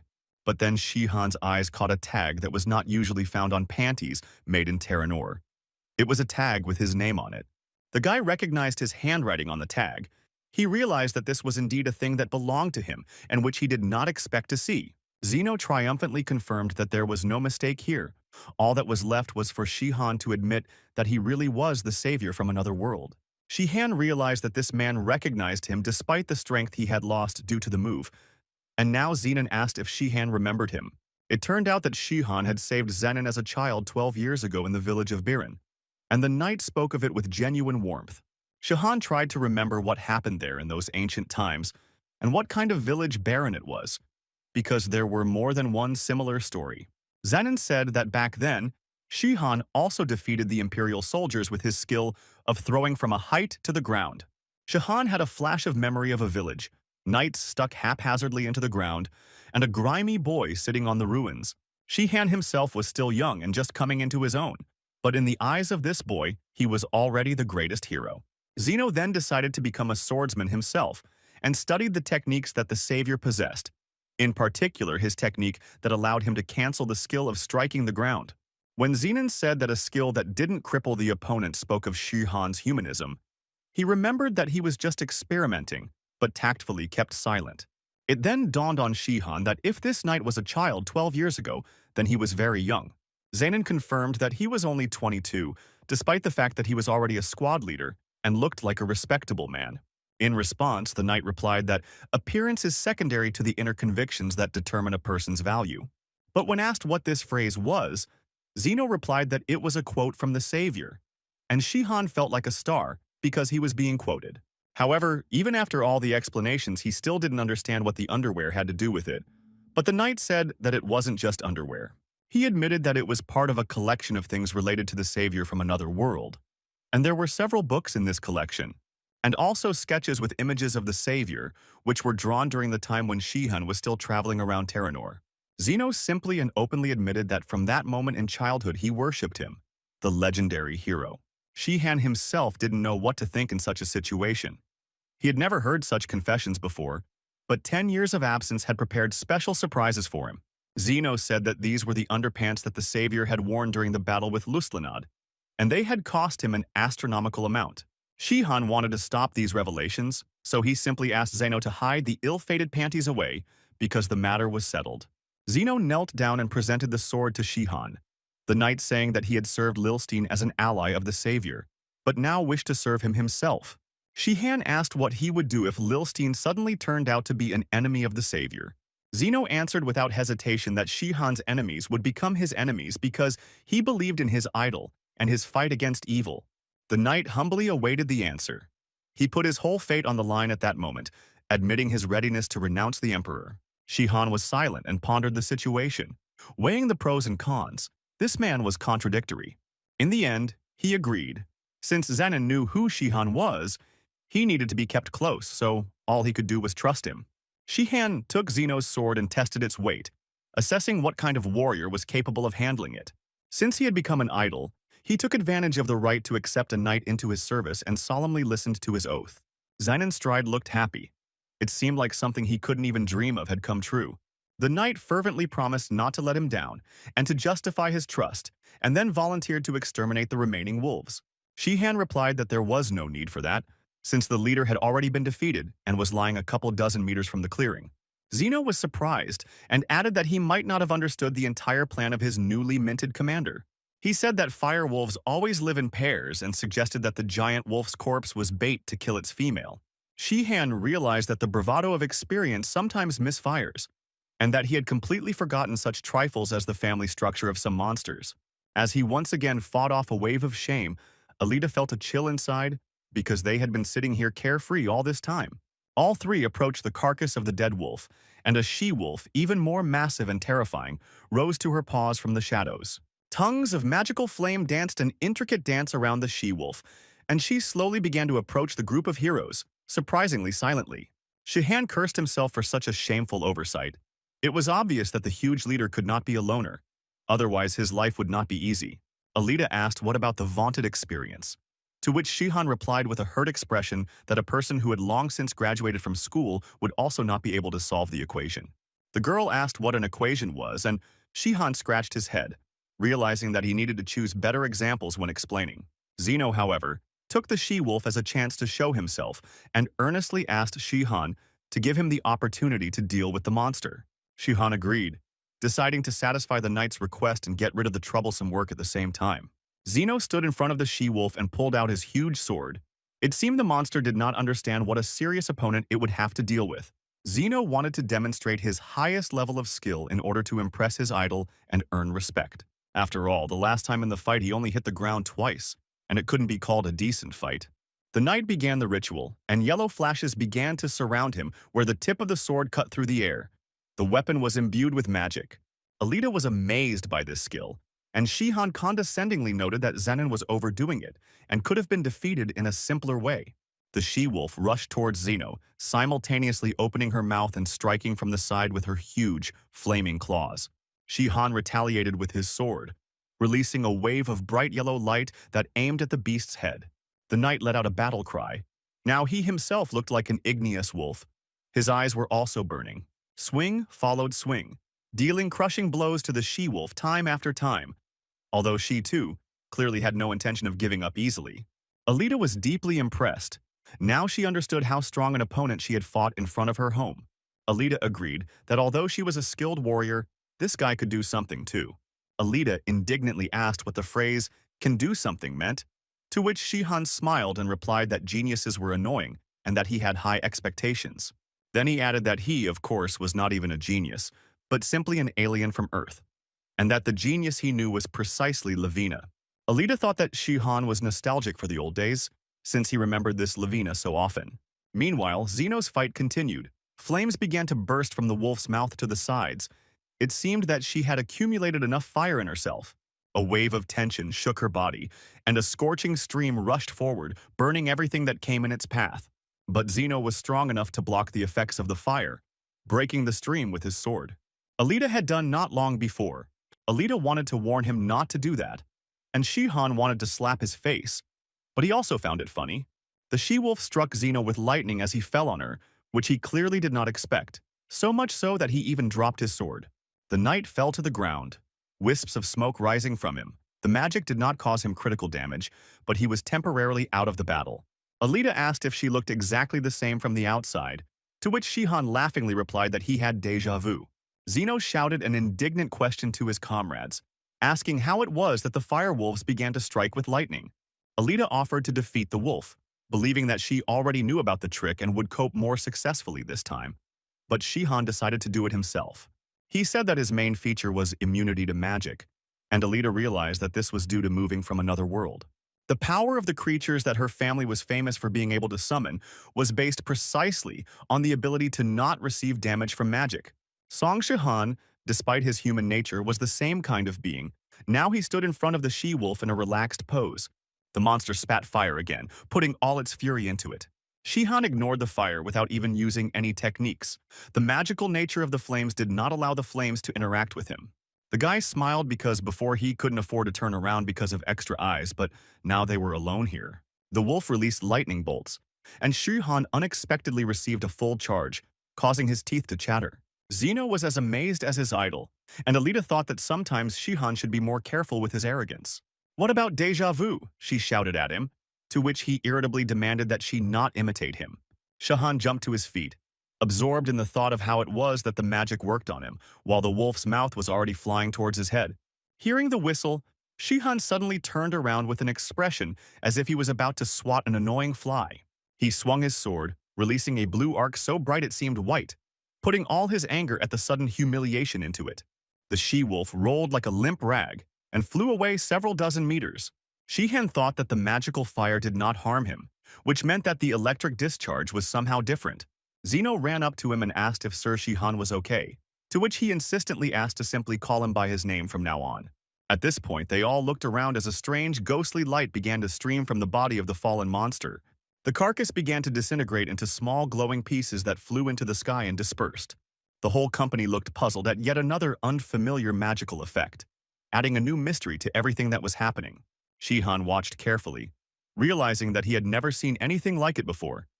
If this was the magic of some magician, then he possessed special magic. The next day, joyful cries were heard in Barcelian's house, and the company of 2 mercenaries was greeted very warmly. The aristocrat was sincerely grateful to the warriors for saving his lands from disaster, shamefully not remembering his escape. For the completed task, Barcelian gave them 2 heavy purses containing 600 silver coins. As Shihan left the estate, he shook his purses with satisfaction and told Alita that this was not a bad profit, although they would need more money. The guy's eyes were already blazing with money fever, and he was thinking out loud about where else he could find difficult tasks. And Alita looked at him skeptically. On the street, they met Zeno, who asked if everything was in order with the payment for the completed task. Then he added that he heard their conversation about money from afar and handed them another purse with 100 gold coins. Shihan and Alita looked at this wealth in disbelief, wondering where Zeno got it from. They pounced on him with questions, and Zeno became sad before answering. The knight admitted that he had sold those very same savior's underpants, and that this was a significant loss to his collection. Shihan already regretted that he decided to find out about the origin of the gold, and Zeno said that he was ready to do anything for the sake of his commander. Alita sarcastically remarked that if Shihan's underwear was so expensive, they could have sold another pair, to which Shihan quickly retorted that those were special. Zeno asked what their future plans would be, given that the money would last for a certain time and they could not engage in mercenary work for now. Shihan replied that he had 3 options, but he had not yet made his final decision, and that there was one place that would not be difficult to conquer. At this time, he was sorting through gold coins and looking with interest at the image on one of them. Shihan said that he would finally see his face again, and Alita and Zenon looked at Shihan questioningly. Who did he mean? Shihan said that he had decided and that they would have to go north. His face became stern. Their target was the kingdom of Jacksongard, and it was his face, the face of a former ally, and at the same time a traitor that was minted on the coin. Lilstein's laboratory, although no one was visible except the Emperor. The voice of the interlocutor came from a tub filled with water and standing on the table. It was Trandon, one of the powerful sorcerers of Lilstein. The Emperor kindly asked why Trandon wanted to talk to him, since the time for the next report had not yet come. Trandon reported the news that subjects 11 and 12 were no longer leaving problems, as Barcelian himself was able to deal with them. Lilstein chuckled approvingly. The wolves really weren't that strong, and maybe there was just someone who could handle them. But that was not all, Trandon seemed to hesitate to say, and was stalling for time. Finally, he blurted out that the test subject was also lost, causing Lilstein's face to twist into a grimace of rage. Lilstein leaned toward the water, so that Trandon on the other side felt fear, despite the distance that separated them. Lilstein shouted how dare Trandon consider himself the head of the ivory tower if he made such a mistake. The 4 magical towers of Terranor, red, white, blue, and black, were made of ivory. The former emperor, being the most powerful magician, collected knowledge and wisdom in these towers. The knowledge was distributed according to complexity and sophistication across the floors, so that new magicians rose higher and higher as they learned. Lilstein was the head of the Red Tower. He had reached the highest level of mastery. The emperor reminded Trandor that he was only in charge of the tower because his competitors had been executed, and that his place was on the 8th floor. Lilstein demanded that the subject be dealt with alone as quickly as possible and warned that this was the last chance. Trandor felt a drop of sweat trickle down his temple. Lilstein's face disappeared and only water remained in the tub. Trandor sighed heavily. He tried to calm his nerves because they would not help him in solving the issue. After all, he could have been ordered to be killed right now, but instead he could still try to save the situation. In the semi-ring of mountains in the north was the capital of the kingdom of Jacksongard, the crowning glory of which was the monumental royal palace. The heels of a man in a white robe clicked loudly along the palace corridor, paved with skillfully decorated tiles, as he walked towards the royal chambers. The man opened the massive door and looked around for the king. Then he called his master. Emperor Jacksonguard responded and asked his squire what was the matter and why he was disturbing him. However, being in a good mood, Jacksonguard invited the squire to drink with him, who came up and saw the emperor surrounded by wine and girls. The squire asked wearily if the emperor was again indulging in amusements, forgetting about everything else. Jacksonguard replied that what was the point of being an emperor if not to enjoy whatever one's heart desired. The squire warned that a life spent in carousing, with pressing issues not being resolved, was dangerous to imperial power. Jacksonguard waved it off, confidently declaring that the people loved him and his power was not in danger. The squire was inwardly indignant that Jacksonguard did not understand that people could be angered by the sight of a ruler who wasted money collected from their taxes. Jacksonguard remarked that he had lowered taxes, to which the squire replied that even so they remained high. Jacksonguard claimed that Luslanad had burned villages and taken people into slavery, but the squire countered that now people were simply punished or drafted into the army. Jacksonguard shook his head and said that he could not be compared to a tyrant and that he deserved a reward for overthrowing Luslanad. The squire was about to say something else, but Jacksonguard's patience was already running out, and his voice sounded like steel. The emperor looked sternly at his subordinate and said with emphasis that he did not understand hints. The squire was frightened and looked down. He realized that he had gone too far in this argument. He bowed, submitting to the will of the ruler, and backing away, headed towards the exit. Already having left the door, the squire covered his face with his hands, his soul raging with resentment and a premonition that nothing good awaited their kingdom. Jacksonguard may have been a mighty fighter in excellent physical condition, inspiring fear just by his appearance, but ruling a country was not his calling. Jacksonguard felt that this conversation had spoiled all his fun. He thought that perhaps it would be worth dismissing the annoying servant. Here another visitor came in to see him. Unlike the squire, he, without hesitation, opened the door and resolutely entered the chambers. The man who entered was full of flattering greetings. He was dressed in a business suit and carried a stack of documents under his arm. Jacksonguard greeted Count Keltron with joy, whom he was always glad to see, as he constantly heard compliments from him. Keltron apologized for the sudden intervention and said that he was forced to, as matters had arisen that required the emperor's attention.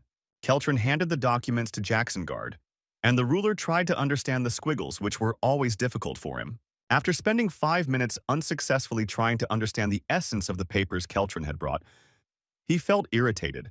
Jacksonguard threw the papers aside and said he was allowing Keltron to make his own decisions as he saw fit. Jacksonguard declared that as king he should not be busy with paperwork, but with real royal business, protecting the innocent and the suffering. On the western outskirts of the capital, from where only the tops of the roofs of the royal palace were visible, guests appeared whom Jacksonguard did not expect. In front of Shihan and his companions stood a peeling, dilapidated 2-story house. It seemed that this hut had seen several generations of people. Alita looked at the purchase with doubt, but Shihan said that staying at the inn would be too dangerous. Zeno agreed with the commander's argument, but said that he had an objection of a different kind. The knight was inwardly indignant that the savior would live in a wretched house, absolutely unworthy of a hero, and so Zeno was determined to do something. Inside, they were met with cobwebs, dirt, and peeling paint, but Shihan looked pleased and said that everything was better than he expected. Zeno, who was standing behind him, was silent. But this silence was ringing. Shihan understood that he fundamentally disagreed with something. The knight exclaimed that this house would be a cursed place where Shihan couldn't be until Zenon fixed everything. He threw Shihan and Alita out on the street and began to restore the house to the proper order that Zeno envisioned it to be. Inside the house, there were furious rustlings, creaking, and rumblings, and magical flashes were visible through the windows. Shihan and Alita sat in the courtyard, periodically exchanging puzzled glances and exchanging jokes about how these sounds did not sound like cleaning at all. When they went inside in the evening, they couldn't believe their eyes. It seemed as if Zenon had not only cleaned up, but had also managed to do some repairs. Shihan was dismayed by the cleanliness, and Zeno still complained that the house remained squalid and had no furniture. Listening to Zeno's lamentations that he had missed some dirt somewhere, Alita thought that the best way to take Zeno out of the fight was to spit on the floor. Shihan was pleased. He tried to reassure Zeno that it was not bad for a start, and that he had done an excellent job. He already had a premonition of meeting Jacksonguard, who had aged 10 years, but was still the same rude, narcissistic, handsome man. The feeling that the plan was beginning to be implemented filled Shihan with triumph, and he called his comrades to make further preparations. The trio gathered in a large room to discuss their next steps. Zenon began to talk about the 6 kingdoms of Terranor. The states of Lilstein and Anasius were considered rich and more powerful than the others. The kingdoms of Saffron and Felos were inferior, but still developed quite successfully. But Jacksongard and Teorante were experiencing problems, as their rulers were not very successful in fulfilling their duties. Moreover, the states were in conflict, the last of which occurred recently. It was the Kargon War. The dispute between Lilstein and Anasius arose over claims to the ownership of Kargon, but everything was settled with the intervention of other kingdoms. Jacksongard came up with a formula that would prevent aggression, stating that the others would support the enemy of whoever attacked Kargon. Thanks to this, Kargon was not harmed, and later the disputes over management rights were resolved through diplomatic means. Shihan chuckled in satisfaction, pleased by the news that his former allies were not presenting a united front. He told Zeno that his former friends had clearly lost their common sense, and that greed for power had clouded their vision so much that they had forgotten about friendship. Zeno agreed with Shihan and was indignant at how he could have served for so many years one of these scoundrels who were plotting against the savior. Shihan shook Zeno to distract him from these thoughts and reminded him that the savior was alive, and what's more, he was here. They went out into the courtyard, where Alita was practicing magic in the fresh air, or rather, the skill that Shihan had told her about. Alita was a little upset. She looked tired, and without her leather protection, she looked like a schoolgirl. The girl tried to change her appearance with the help of magic, but she got something ugly, a face that did not hold its shape with rough features. Shihan saw this grimace and couldn't help but laugh. Alita admitted that she wasn't coming out and asked why he was laughing. It seemed like she hadn't looked in the mirror.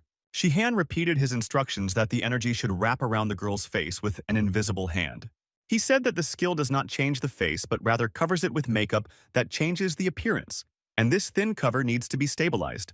Alita looked at her comrade with a reproachful look, her voice betraying displeasure. She said that he just kept repeating the same thing over and over again. And although he was a master of the skill, explanations were not his outstanding talent. Shihan admitted that he himself did not understand how he did it, so he could only quote Lavina's explanations when she taught others.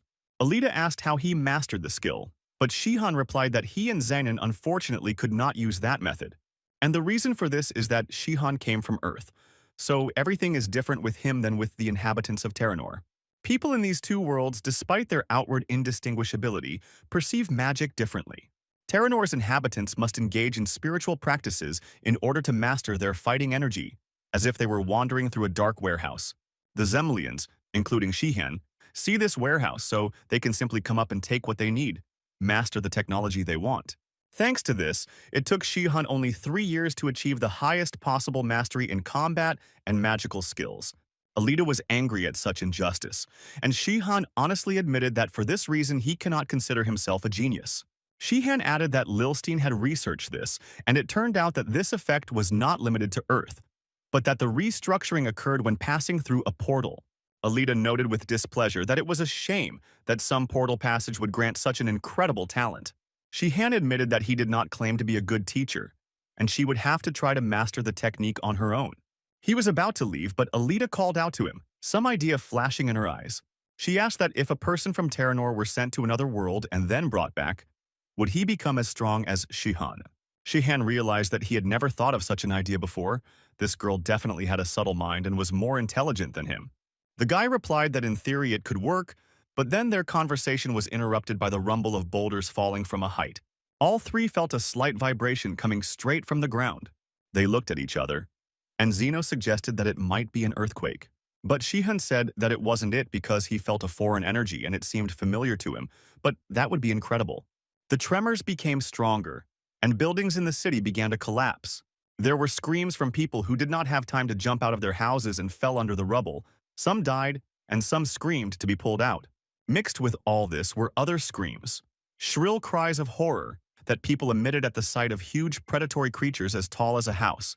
The cat-like muzzles and huge sharp fangs did not promise anything good to an ordinary person who found himself in dangerous proximity to them. The creatures resembled something between a bear and a lion. Their mane was not very pronounced, and their body had a stockier build. Finally, someone yelled that it was the Leokans and called for them to run, but everyone who was nearby was already running away. The young girl stumbled and fell behind the others, and the Leokans were already at her side. A clawed paw with long fingers was about to grab her. The girl tried to crawl, but this certainly would not save her. At that moment, the figure of a swordsman appeared between the beast and the man, and with a sharp blow he knocked away the predator's paw. Shihan casually asked the girl if she was safe and helped her run away from the monsters. Alita and Zeno were nearby with their swords at the ready, all three of them wondering how more than 30 creatures ended up in the thick of the capital. Shihan said that there was definitely a catch to this situation, although it was not yet clear what it was. He said that we would have to sacrifice stealth and fight back against the monsters, otherwise there would be countless victims in the city. Zeno attacked first, stabbing the beasts until blood covered the pavement. Shihan and Alita covered his flanks so that the rest of the Laokans could not encircle them. In the heat of battle, the comrades did not notice how someone approached them from behind. These were people in armor and with weapons, apparently city guards. They demanded that the battle be stopped. Shihan did not understand what was being discussed at first and was glad to have reinforcements that would help stop the monsters. But the knights were in no hurry to rush to help and looked sternly at Shihan and his companions. Then they came and surrounded them, threatening them with their swords. Shihan realized that the guards were not going to fight the monsters. The guard commander accused the trio of disobedience. He said that the Dark Lion Knights were in control of the situation and demanded that they retreat. Alita asked what the hell was going on and demanded that the knights protect the townspeople or at least not interfere. But the knights demanded that they stop resisting and shut their mouths. They declared that they were acting at the will of the king. Zenon asked Shihan what kind of farce was going on here, but he shrugged his shoulders, not knowing the answer himself. Here he felt with his back that a very important moment would soon come. Shihan turned around. His gaze became hard and his whole body tensed. Behind the knights, through the flames of a fire in one of the destroyed houses, the silhouette of a man was already visible. Shihan felt the approach of this person. Magic could not lie. They were well acquainted. Her firm gait kicked up clouds of dust from the road. She was confident and commanding. The figure shouted to the beast that they had dared to attack his people in vain. Through the smoke, a broad male torso, clad in barbarian armor, was visible. Jacksonguard, throwing a huge axe over his shoulder, shouted encouragingly that people should not be afraid of monsters because he had come to protect everyone. The emperor ordered the knights to cover the people, and he himself militantly threatened the monsters. The knights stood in front of the townspeople, closing their ranks with their shields facing outwards so that nothing from outside could break through. Shihan looked closely at his old acquaintance as he hurried towards the Laokans, trying to notice every detail, every change. Jacksonguard, showing off, shouted to the monsters that his body had managed to lose its shape without fighting, as if the beasts cared. The emperor gave a war cry that promised death to the Laokans, and with huge axes in each hand, made an attacking leap. Seeing these axes, the people let out a murmur of admiration. Few had seen such a powerful warrior in action. The Laokans took devastating damage, Jacksonguard cutting off pieces of them with a single blow. In battle, he laughed, feeling his complete superiority. The blood that flowed down his armor was like a natural element of clothing for him. Feeling such pressure, the Laokans pressed their ears and whined cowardly, rushing about the street. The monsters tried to run away, but it seemed Jacksonguard was determined not to give them a chance to return. His flight only filled him with contempt for these creatures, and he shouted an insult after them. Then he stamped his mighty foot in a forged boot, as if demanding that the Laokans return to his foot like trained dogs. But this kick was just the beginning of a powerful technique. A circle of light flashed under Jacksonguard. Beams burst out from it, rushing along the ground. Zeno whispered in delight that this was a battle seal that he had only heard about but had never seen before. Alita asked what kind of combat seal it was, and Zenon explained that it was a skill only available to swordsmen with the rank of master. The battle seal was a type of magic seal that used the warrior's fighting energy. Jacksonguard shouted one last threat at the fleeing Laokans and swung his fist. This was the last movement. After that, the giant's hand battle seal released its destructive energy and caught up with the monsters, bringing them death. The people rejoiced at such a spectacular victory, which demonstrated the power of their ruler and his ability to protect them from terrible enemies. Alita looked at this with horror. She had never seen such fighting techniques. Zenon had envy in his eyes. Shihan, as usual, looked with skepticism. At this time, the puzzle in his head was coming together into a single whole, and he felt even greater disgust towards Jacksonguard. Jacksonguard stood triumphantly, waving his arms to the crowd as he stood on the carcass of the fallen Laokan, and only Shihan knew that it was a staged performance. The sudden appearance of monsters in the city, the guards pushing them out of the way of the emperor, all for the sake of creating an image. But the plan seemed too cunning. Jacksonguard's face was genuinely cheerful. Shihan remembered him as a man with firm ideals who would not fall for treacherous deception. Something didn't add up. It was obvious that this was a setup, but Shihan had doubts about the Emperor's role. If Jacksonguard had planned this whole intrigue, he would hardly have been able to feign ignorance so well. The Emperor basked in the people's love. This was another way for him to amuse his ego while being a ruler. Shihan realized that this idiot actually believed that the monsters had appeared by chance and that he had saved everyone. The naive hero, who thinks that he is in charge of everything in this kingdom, was now smiling and did not know that he had become a puppet of someone from his retinue. Shihan thought that it would be more dignified if he really was one of the organizers of this intrigue. But it seems that simplicity bordering on stupidity played a cruel joke on Jacksonguard. Here Jacksonguard, looking around the jubilant crowd, lingered his gaze on Shihan, who stood, not sharing the general delight. Shihan thought that he was recklessly staring at the Emperor, openly expressing how different he was from everyone else. Jacksonguard felt that the man he met eyes with was not just an ordinary citizen, but he did not recognize his former friend. He thought, trying to fish out of his memory an image that stubbornly refused to surface. Here one of the guards distracted him, offering to return to the palace, since the threat to the city had already passed, and the Emperor absent-mindedly agreed. He decided that if he had not remembered something, it was not a big deal, and to the delighted cries of the crowd, he left, accompanied by knights. Shihan thought with some disappointment that even after 10 years, Jacksonguard was still stupid, but extremely strong and sturdy in body. He decided that they still did not have enough strength for open confrontation, and that it was necessary to prepare carefully. The capital lived its own life day after day they passed, repeating the usual routine to the residents. In 10 days, Alita was able to master the Empress's 1,000 appearance skill and could now change her appearance. Shihan told Zenon about the mountain destruction technique he had created, and Zenon compensated for Shihan's weak teaching skills with diligence. Shihan himself was constantly busy, increasing the amount of combat and magical energy available to him. All this time they were waiting for something that could make it easier for them to defeat Jacksonguard. And then one day this opportunity arose. A large poster was hung in the city square, around which a lot of people gathered. The poster announced a recruitment drive for a squad that was to defeat the pagans who had settled near the city and were sending demons from there. The three heroes were also interested in the poster, but they couldn't get close because of the crowd. Shihan asked what kind of pagans they were, and Zenon tried to read it. Shihan knew that even during the time of the previous emperor, there were groups of fanatics who believed that there was a god Heros living in another world. Zeno said that the old pagans had long been suppressed, but these, as written on the poster, have a new teaching. Shihan snorted dismissively. However, when Zeno said that the new pagans believed in the second coming of the Savior, Shihan suddenly became serious. He immediately became much more curious and asked again, to which Zeno read that the pagans considered Shihan to be the son of Heros, who would punish Terranor. Allegedly, Shihan was supposed to take everyone to the paradise on Earth, but the current evil rulers did not allow this to happen, which is partly true, Zeno added. Shihan thought that all sorts of strange things had happened here since he left, but this expedition might be to their advantage. Jacksonguard, knowing his character, will personally lead this kind of mission to suppress dissidents. And if the trio of heroes also take part in the campaign, getting close to the Emperor will be much easier than trying to get into his palace. On the day the march began, the volunteers gathered in the square, from where they were to set out in an organized manner. A man much smaller than Jacksonguard rode out on horseback in front of the people, introducing himself as Count Keltrin and saying that he would lead the expedition. Alita asked herself who this man was and why he would be in charge, and Shihan simply leaned over in disappointment and shook his head. His expectations were not met, and Shihan believed that they were embarking on a difficult and long journey that would be of no use. But he regained his spirits with the thought that the expedition might yield some information. But the question of where Jacksonguard was remained open.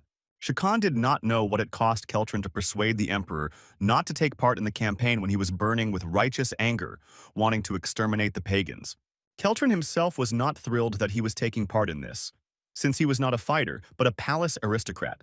But the messenger of Emperor Lilstein earnestly asked to hide the truth from Jacksonguard and his knights. Keltrin was confident that he could pull this off behind his emperor's back, as he had done many times before, taking advantage of his indifference.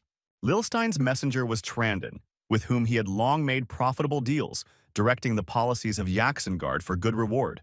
Trandon promised reinforcements of 10 ivory tower mages and 5 knights. All that was required of Keltron was to recruit a militia. Keltron's task was to pacify the pagans with the militia, and the mages and knights would independently carry out their mission under this cover. A large procession led by Keltron emerged from the city gates and walked along the road towards the forest. The preacher called out to the crowd gathered in front of a fire built at the entrance to a huge cave. He proclaimed that those who do not believe in the second coming have organized an armed campaign against the true believers, and now this detachment is coming here. The preacher reminded that there is no need to fear death because it is the path to heaven, and godless fools simply do not understand this. He smiled at the crowd, showing his joy, welcoming death as a release and trying to convey this feeling to others. The preacher also reminded that suicide cannot serve as a path to heaven, since it contradicts the teachings of heroes. Instead, we need to help others get to heaven, he concluded, and called for volunteers who were selected for today's ritual. 3 figures came forward, 2 men and 1 still very young girl, their appearance hidden by thick cloaks like all members of the cult. The preacher approached each one and blessed them with the name of heroes, inspiring them to sacrifice. The girl responded to the priest with childish delight. The preacher's name was Lactron, and she, in a voice full of sincerity, told him that she was not afraid. Lactron only gave her a silent smile. If it weren't for the setting, it might have seemed like he was literally radiating kindness. Finally, the priest spread his hands and began the ritual, calling upon the dragon sent by heroes to accept the sacrifice. The 3 chosen ones looked into the darkness of the cave, awaiting their fate. One of the men broke out in a cold sweat, and the girl seemed mesmerized. A dragon's head appeared from the cave. It hung at a height of 15 meters and looked over the crowd in front of the entrance. The dragon's head had spikes sticking out, forming a kind of crown, behind which a long, stocky neck and a powerful, large torso appeared. The chosen ones were delighted at the sight of the giant, and the rest of the cultists were also in ecstasy. The girl could not stand it and shouted to the dragon a request to accept their devotion as a gift to heroes. The dragon did not keep itself waiting long. Its jaws snapped 3 times. Streams of blood sprayed in different directions, and this was all that remained of the chosen ones. The crowd of cultists cheered, emitting an inarticulate roar of approval. The dragon turned around, showing his thick tail, and disappeared into the cave, and the preacher proclaimed that Heros had blessed his loyal servants for the fight. As the cultists turned and went to prepare for battle, Lactron exhaled, satisfied that everything was going according to plan. Only the magic potion in his bag was running out too quickly, and he didn't like that. The potion was made from the ashes of the hearts of members of the Laxlin clan, and it was this, in combination with the sacrifices, that gave Laxtron power over the dragon. However, sooner or later the ashes will run out, and the dragon will no longer be usable. But Lactron has not yet decided how he will maintain faith in his words. However, for now, the dragon was in his power, and he could afford a lot, even knowing that then all his power would crumble. By evening, a detachment of townspeople emerged from the forest onto the edge, where there was a flat rocky area framed by thickets of dense bushes. The knights thought this was a convenient place for a camp and declared a stop, instructing everyone to pitch tents. The people recruited from the city, unaccustomed to hiking, wandered around the future camp, not particularly concerned with organizing overnight stays or monitoring the forest. Zeno was outraged that this rabble was no good compared to the trained soldiers. He was afraid to imagine these people in battle. Alita sneered that he, as a noble knight, had simply never seen anything other than the army, and therefore was not aware of the life of ordinary mercenaries. Zeno did not understand her jab, so he replied that it was not for her to speak about nobility, given her pedigree. He and the girl had already turned menacingly towards each other, but Shihan reprimanded the knight that he shouldn't chat in front of other people's ears. It would have been difficult to explain plausibly what Zeno meant, and the boy, realizing his mistake, rushed to apologize. Shihan calmed him down and suggested that he just eat, because he was hungry, and it was right to maintain his strength. Zeno was delighted with this offer, primarily because he rushed to prepare dinner for his commander. While Zenon was busily fussing over the pot, Shuhan asked Alita if they were really going to eat stew again. Alita replied instructively that the stew was very nutritious, which was vital for a soldier, and also quick and easy to prepare. But Shihan already knew that. He was already tired of the stew and wanted something tasty, to which Alita said that food was needed to maintain strength, and not for taste. While the boy and the girl were arguing, they did not notice how Zeno announced that everything was ready for the meal. The comrades approached the pot and saw a wonderful stew that literally radiated appetizingness, After trying one spoonful, Shihan was delighted and asked again if Zenon had really used ordinary ingredients, while Alita silently gobbled it up. Zeno replied that there was nothing special about this stew, and that he cooked it out of habit, because cooking had become his hobby. The aromas of the dish rose to the night sky, across which white clouds floated, and the company around the fire argued whether Zeno was really a knight or a cook. Alita soon asked for more, and Zeno happily served her another helping, pleased with the high praise from his friends. Shihan looked at this picture of friendly peace with pleasure. It was much better than when they were teasing each other. But the evening managed to turn sour in an instant when a drop fell on the top of Shihan's head, followed by dozens of others. The starry sky was overcast, and rain was pouring from the clouds. The crowns of the surrounding trees were rustling, and it quickly became uncomfortable. The militiamen began to set up tents, and the camp became a hustle and bustle. Keltrin grumbled that it was terrible to be outside in the rain, although he was in the knight's tent, which had been set up in advance and was completely dry.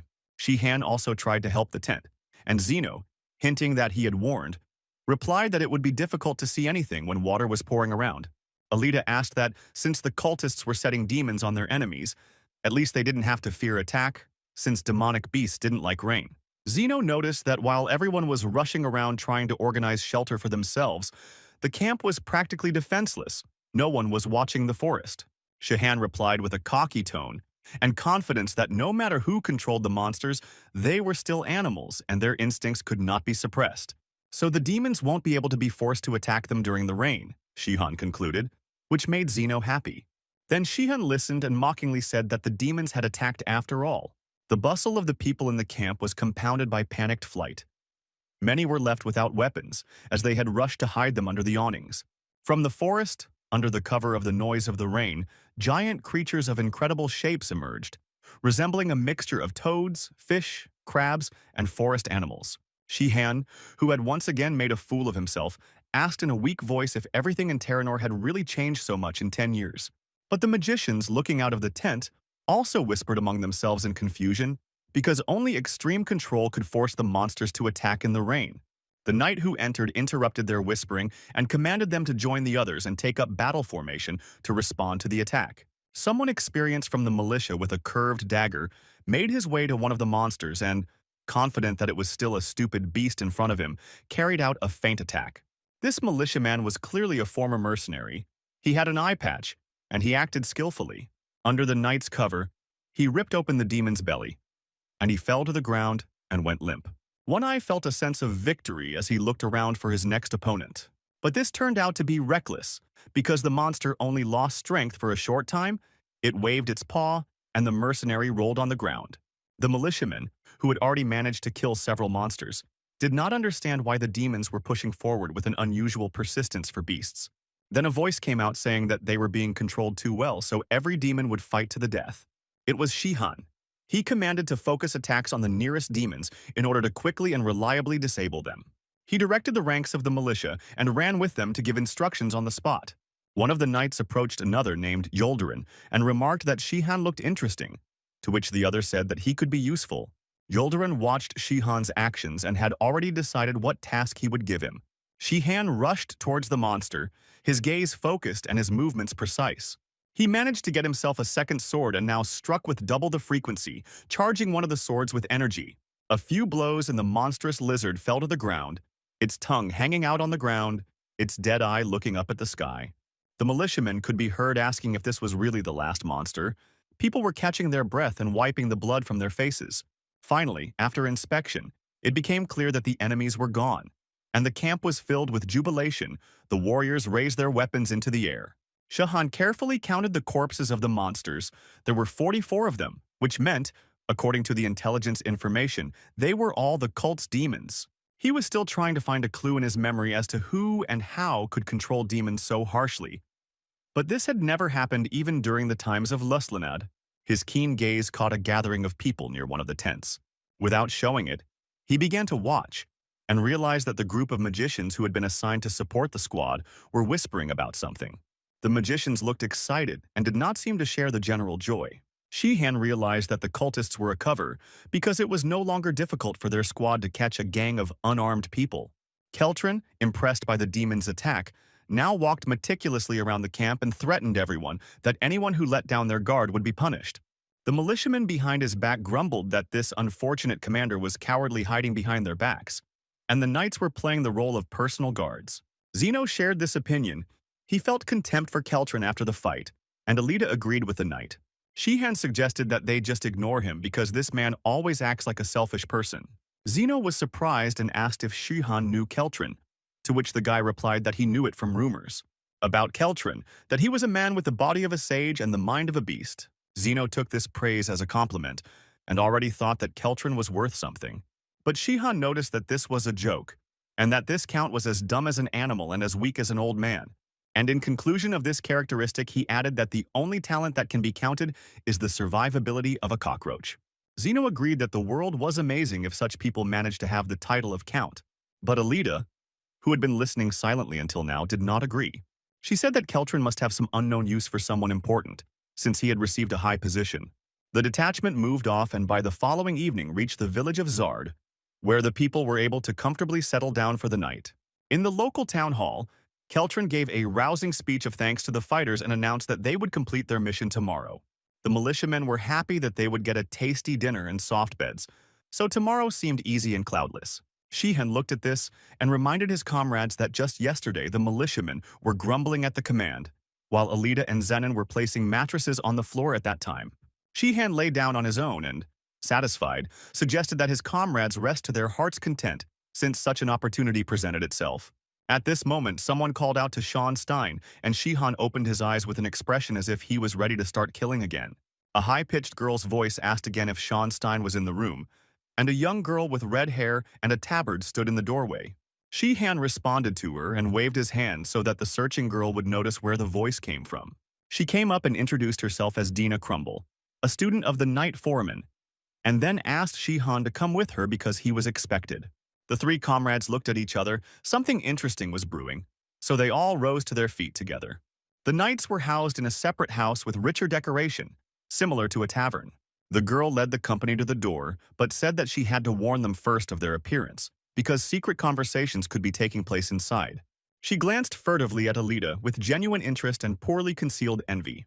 Alita noticed this attention but did not understand what was going on, so she only looked back questioningly. In fact, the knight's apprentice saw that Alita was not much older than her, but already had a high rank, and she was filled with admiration for the swordswoman. Finally, they were allowed inside, and Shihan, having previously changed his appearance, entered the room to the knights and asked why they were looking for him. The nearest knight introduced himself as Joldarin, and the mage standing next to him as Kabark. The knight was friendly, while the mage looked distant. Joldarin invited Shihan and his companions to look at the geographical map. It marked their location, and also the place where the cultists were located. The knight reported that the destination was half a day's journey away. Kabark said that the cultists have the ability to control demonic beasts, which Shihan could notice yesterday. Zeno noted that this was the first time the monsters had attacked during the rain, and it was a very remarkable moment. The magician asked if any of the other militiamen had noticed this and how surprised they were. Having received the answer that the others were not so aware of the habits of demons and did not notice the oddity, Kabark asked if his friends could keep it a secret. Shihan took advantage of the situation and immediately asked what they would get for it. It was a good move, because their selfish motives disguised the real ones. Kabark was pleased with this turn of events. Since it was easy to deal with a businessman, he smiled reservedly. 10 gold coins were placed on the table as payment for silence. Zeno was amazed at the price of the secret, and the thought of selling panties flashed through Shihan's mind again. But he reminded himself that this was an exception. Therefore, Shihan also agreed happily and scooped up the coins into his purse. The magician's face again assumed an impassive expression, and he hinted that what he said next was also not intended for prying ears. Kabark said that until a certain time, the cultists did not have magic to control demons. All they had was sacrifices. In the world of Terranor, in addition to magic, which was akin to science and gave precise results, there was also chaotic witchcraft at random with sacrifices. Shihan asked if the demons were really controlled by unpredictable magic. But the magician objected that the source of control was linked to a shameful political history. The fact is that this spell was deliberately developed in the Blue Tower. Hearing this fact, Shihan was surprised and his interest increased. Kabark told about Lactrin Proud, a talented wizard who was engaged in secret research on the 6th floor. However, his overconfidence failed him, and the demonic monsters broke free. This was a fatal mistake.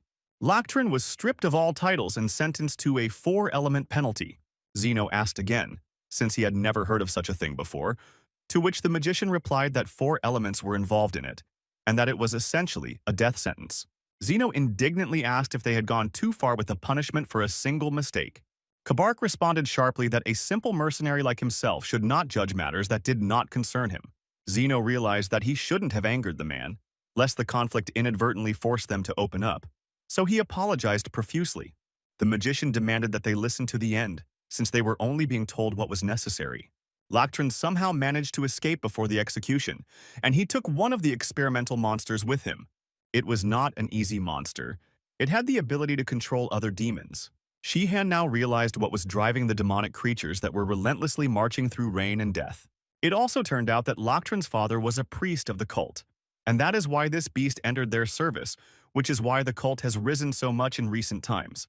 Juldarin, who had remained silent until then, ended up saying that destroying the beast and covering up the tracks was the goal of the expedition, and Shihan seemed capable of doing so.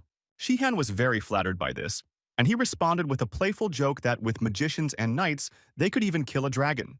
The magician still answered impartially that Shihan had guessed correctly, and the smile froze on his lips. The cultists had an earth dragon in their hands, and this creature had to be destroyed. Shihan realized that this was not an easy task. He needed to think carefully about how they could complete it. The trio went out to the river to wash their spare clothes, while also having the opportunity to discuss matters away from prying ears. Shihan said that he was not surprised by the gold reward, since the opponent was so serious. And Zeno, seeing his worries, asked if he could refuse.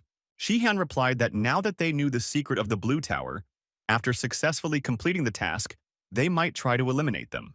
Zenon and Alita looked at their comrade in surprise, waiting for the continuation of this thought.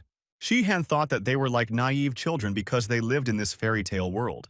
But then Alita confidently objected, and a surprised Shihan looked at her, wanting to hear where she got that from. Alita replied that the sorcerer became angry when Zenon asked why the punishment for Loctrin was so severe, meaning that something was being hidden from them. Besides, even if the mages were going to kill them, they still had no need to reveal secrets. They could only give orders. Zenon was glad that Alita noticed his move in the dialogue, and she replied that she was not a village idiot. Shihan felt ashamed of his arrogance. Zenon asked Shihan if they would carry out the order given by the magician. He replied that he had not yet decided, but the magician had no idea that he was sharing secrets with people with his own interests, and this could help get closer to Yaxengard. Zeno kept trying to persuade the commander to wash his things and at least hang them out to dry, when people approached his friends from behind. The knight accidentally turned around and shuddered. What he saw frightened him, causing Shihan to glance behind him. A group of cheerful women with washing hurried towards them. When the women saw that they were noticed, they began to chatter in turn, addressing the guys on the shore. Coming up close, they pounced with questions about where such handsome men had appeared in their area, whether they were comfortable staying in the village, and other nonsense. Zeno agreed with the women's instructions that it was imperative to gather strength before leaving, and hastened to say goodbye politely, leading his friends away. When they had moved away, he breathed a sigh of relief and whispered that the situation had been awkward, although the village women had been very welcoming. As they left, the trio did not see how these same women were looking at their backs with unkind glances and were only pretending to do their laundry. A dagger, which a woman's hand pulled out from a pile of rags, glinted in the sun. At full speed after her departing friends, raising her weapon to strike. Alita, who was walking last, heard the approaching footsteps, turned around and instantly got her bearings. It was enough to trip the peasant woman up and send her flying head over heels along the road, while Alita remained firmly on her feet and had already taken a stance. The guys, seeing the woman rolling past them, turned around in confusion and saw an even more amazing sight. A group of women approached them with knives, their faces twisted with rage, their lips whispering curses to all unbelievers.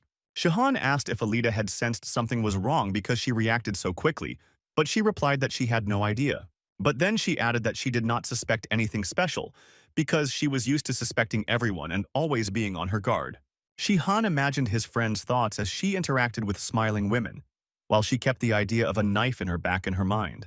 The guys shouted to the women that life is definitely better than death, even if it is the boring life of a village girl. The villagers did not want to listen to them. They hissed that death gives real salvation. It seemed as if they were drugged. Letting out a cry that the heretics must die, the women rushed to the attack. They themselves were like the demonic monsters in the forest the day before. Alita shouted to her comrades that the women had strange eyes, noticing this similarity. 10 seconds later, all the village women were scattered around the area unconscious, and the three comrades were looking around at the carnage. Shahan said that they were definitely not berserkers but just crazy women. He wondered why the assassination attempt was carried out specifically on them, when they should be considered ordinary mercenaries, and there were more priority targets. Then Alita pointed her finger towards the village. Shuhan and Zainan looked where the girl was pointing and saw reddish reflections. From that side, columns of smoke rose. It seemed that the village was engulfed in fires, and soon ash began to fall from the sky. Shihan didn't believe what was happening at first, but he realized that they weren't really the target. On the contrary, their entire squad was attacked.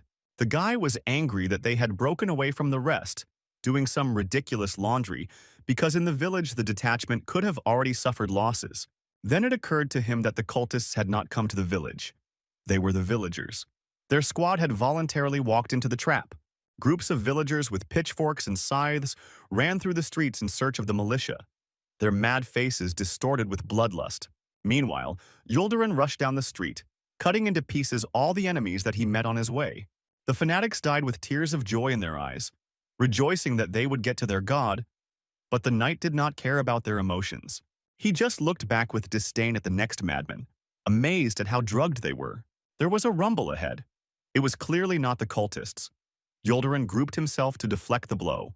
Having broken through the fences, a demonic bull as tall as a house was rushing towards him. Yuldurin did not take a single step to escape or dodge. It turned out that, in addition to fanatics, there were also monsters operating in the city. The knight began a ritual to finish off the closest one. He used the iron wall technique, and the bull slammed into the shield of purple light that had grown in front of the knight with all its might. Two more knights came to the rescue. One rushed along the ground, the other made a combat jump. This second one landed on top of the bull, using the annihilation technique and dealing massive damage to the beast. However, the knights immediately saw more monsters coming out from behind the houses. They did not understand where the cult had gotten so many of them from. Kabark, who had joined Yuldurin, informed him that the demons seemed to have come from all over the mountain, and the knight realized that the area of control was simply gigantic. Yuldurin asked if the dragon was older than 500 years, because if so, they were doomed. But Kabark replied that the dragon was only a century old. He explained that the dragon's abilities were disproportionately strong due to magical experiments on him. Yuldurin said rudely that it did not matter whether the creature was so strong because of its age or for some other reason. But Kabark hastened to reassure him that the dragon's power had only grown in the area of his control talents, while his physical strength and survivability had not changed. One of the knights cursed and shouted to the others to look down the street. The monsters, including a mantis and a bear, were heading towards the tavern where the incompetent squad leader Keltrin was hiding. The bear struck the front wall of the building with its paw and crawled halfway into a room on the first floor. Keltrin pressed himself against the wall, shaking like an aspen leaf. The two female students with swords continued to cover them, although they were completely confused. Keltrin, screaming in horror, resembling a girl himself, he reproached the knights for promising him safety in this tavern. He was indignant that the knights had left him here while they went to clean up the streets, and he demanded that the girls rescue him immediately. The red-haired Dina, overcoming her fear, approached the demonic bear with her sword at the ready, expecting a blow at any moment. Suddenly, a blue beam flashed nearby, giving off an irresistible force. Shihan appeared between the girl and the bear with two swords emitting light. Crossing his blades, he directed the power of a magical strike at the monster. Dina felt admiration and relief, and felt safe behind Shihan. Alita and Zenon appeared immediately and dealt with the bear with deft blows, cutting it into pieces. Yuldurin ran up to Shihan. He thanked Shihan for his help and asked if he had seen others. Shihan said that there was fighting all over the village. Yuldurin ordered him to guard Keltrin, and promised to take care of the monsters with the help of the Knights of the Black Lion. From behind, a shrill voice of an aristocrat was heard, ordering Shihan to take charge of his protection. But even this pig squeal could not drown out the distant and muffled but very powerful sound. Shihan realized that something truly large was moving around in the village, something that made even the demons look mediocre in size. Somewhere on the next street, A green clawed paw landed on the ground, leaving a dent underneath. The dragon's head, towering far above the houses and even the mill, looked over the village, and it was like the palm of the monster's hand. Crimson clouds filled with smoke and ash floated over the village. Fires rose up to meet them, as if trying to reach out and deal with them. Yuldurin finished the fight, and before him lay another giant demonic bear, many times larger than the one that attacked the tavern. He shouted words of encouragement to the other knights. The monsters that had seemed countless before were almost gone. Keltrin tormented Shihan with his arrogant chatter while the boy listened, trying to at least determine the dynamics of the battle by the sounds. He counted the death cries of the monsters and realized that most of them were not killed, meaning they had simply fled back into the forest. The magicians who fought alongside the knights let out frightened cries. They were the first to see the monster they had not yet fought. The knights turned around and curses poured from their mouths, the only way brave warriors could express their fear without losing their honor. The strength was running out, and the short-lived joy of victory over the hordes of demons evaporated when the black silhouette of the dragon's head loomed like a living tower. The dragon's eyes were burning. He was predatorily looking for victims. Soon all these insignificant creatures would feel the power of his rage if they managed to realize it before death. The dragon opened its mouth and let out a low whistling howl, like the cry of a monstrous seagull. The knights organized the group, the magicians stepped forward. They had to support the defense of the squad. The dragon opened its mouth slightly, but this time to release a dense stream of fire several meters thick. The magicians placed special water shields in front of the squad, which were supposed to neutralize the flames. One of the knights breathed a sigh of relief because the dragon's power had not increased due to the experiments, and they had enough strength to cope. However, there was a complicating circumstance. Everyone was already tired after a long battle with the demons. Yuldurin scolded Kabark for downplaying the problem with his soothing speeches. He pointed to the burning village, showing that the dragon could still bring back his monsters, and Kabark said that the control power could grow a little more. Yuldurin cursed in frustration, as they had no way to force the dragon to fight on their terms. Finally, he realized that all that was left was to inspire his brothers to give their best, and he raised his hand with the sword up. The dragon, seeing that the fire attack had not swept away his tiny opponents, stomped in their direction. Yuldurin stepped forward, putting up his shield. Now it was up to him to hold back the onslaught. The knight used the iron wall technique again to besiege the dragon, and immediately after that, using the destruction technique, he dealt the dragon a crushing blow. The other knights, seeing their comrade single-handedly confronting the most powerful monster, were inspired and rushed to help. They put up their shields of magical energy and stood next to each other so that the shields formed a solid line. Zeno admired what was happening. Unique combat techniques were used here.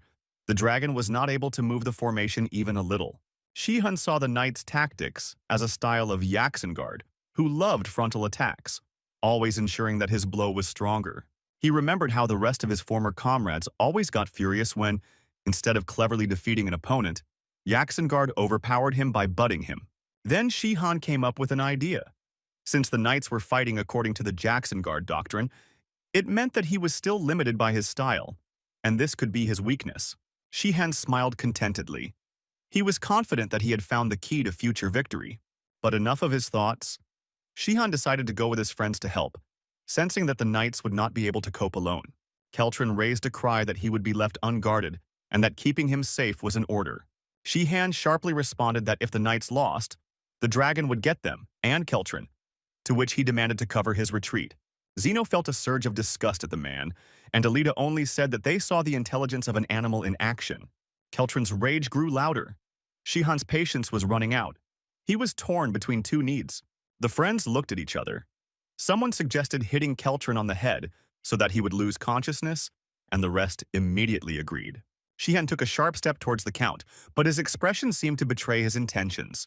Keltrin recoiled and said that he saw the mercenaries' desire to attack him. He pushed Shihan and Zenon towards the door, threatening that otherwise he would report them for their disobedience. Keltrin's face became one of bewilderment. He fell to the floor like a sack of sand, and the girl, standing with a piece of board in her hand, asked sarcastically where this piece of wood could have come from. Dina joked that they had pulled off the perfect crime and suggested that everyone run to help the knights, as their duty demanded. Shahan smiled brightly at the girl, grateful for this service. The knights slashed incessantly with their swords. The smoke mixed with dust, forming a dense cloud around them, but the dragon could not be harmed. The fighters were so tired that they almost fell off their feet. One of them, Level, reacted too slowly due to fatigue, and the dragon's paw rose above him to trample him into the ground. The knight managed to hear the warning and dodge, but the blow to the ground was so strong that he and the magician standing nearby flew apart. Joldarin saw that Level had fallen to the ground unconscious, and the dragon was looking at his body with a predatory expression. Flames began to bubble in the dragon's mouth, foreshadowing a new stream of fire. Shihan's team arrived in time. Alita and Zenon slashed at the dragon's tilted mouth from both sides, and Shihan grabbed Level and dragged him away. A cry of relief escaped from Joldarin's chest. How different it was to see this mercenary who had often appeared at the most necessary moment. After hiding Level, Shihan ran up to Joldarin and said that Keltrin hit his head on a piece of debris so they could help in the fight. The knight chuckled. Alita was nearby. Blood was pouring from her left hand. Shihan was afraid for his friend and rushed to ask if she was okay. Alita reassured him that there was nothing serious wrong with his hand. It was just that the dragon was too hard. Shihan shouted to the knights that they would not succeed as long as the dragon was covered in natural armor, so they needed to strip off its scales. But the fight took an unexpected turn again. Shihan saw the dragon acting strangely. It turned out that the titan panicked. He rushed about, not paying attention to the knights and missing the blows aimed at him. Very quickly, he turned around and ran as fast as he could from the village towards the mountain, confusing all the participants in the battle. There was a silent scene. Alita froze with a wounded hand. Shihan thought that it was unlikely that the dragon was frightened by his abrupt proposal, since he could not know the language. Here Alita timidly suggested that maybe the dragon was simply terrified of blood, since her wound scared him so much. A few hours later, when the smoke from the fires cleared, the sky became clear again and the rays of the setting sun were visible in it. The captured cultists, tied up in a barn, angrily shouted curses and threats at the unbelievers. One of them shouted to the militiamen on guard that Shihan would come back and save them, to which Shihan thought that he definitely would not do that. He assumed that the expedition against the cult was effectively over, since the bulk of them were either killed or captured. Keltrin had no recollection of how he had fallen unconscious, and the knight's apprentices had visited him in the hastily constructed hospital. Alita asked what they had been doing here for 3 days if the cult had been crushed and its leaders had fled. To this, Shihan replied that it was useful to neutralize this group of fanatics, but the purpose for which the knights and mages were here remained unfulfilled. It was unclear where Loctrin and his monstrous dragon were. On a calm and clear day, the horrors they faced seemed unreal. However, deep in the forest, in a cave where there were no cultists left and the ritual fire had long since gone out, dark things were happening. Loctrin was breaking out in a cold sweat. He couldn't get the dragon back under his control no matter what he did. The dragon curled up in the depths of the cave and looked unfriendly at the annoying man. Loctrin shouted at the dragon. He even dared to come close to its mouth and almost hit it with his fists, trying to make it move. He couldn't imagine what had happened 4 days ago, that the dragon he needed so much had then hidden in a cave and stopped responding. Loctrin cursed the mages of the Blue Tower. If only they had not sentenced him to death for a single mistake. He dreamed of being like this dragon himself and subjugating everyone he could reach with his will. Loctrin had already accumulated wealth from collecting offerings from the cult, and could afford a luxurious life if not for the need to hide. The former preacher took out his last resort, the ashes of the Laxland clan's hearts, and scattered them near the dragon, giving the command to destroy the squad. But the ash had no effect. The dragon no longer reacted to it. Loctrin ignited the ashes with magical fire. The flames rose up, slightly reaching the dragon. And in this case, there was no reaction. Loctrin, in despair, threw the burning ashes on the floor. Nothing worked.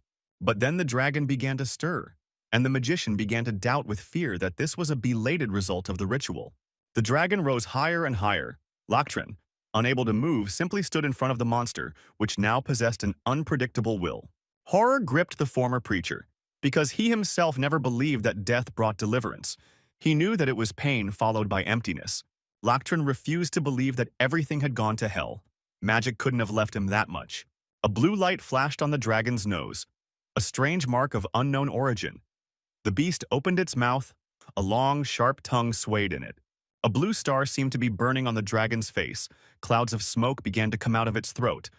It looked at Loctrin without stopping and was completely free. The magician hid in the corner of the cave and began to beg the dragon, asking him to listen. At the last moment, Loctrin screamed hysterically. The inevitable was approaching him, and he knew what it looked like from the outside. What happened was what had happened many times before to the chosen fanatics. Blood spurted in all directions.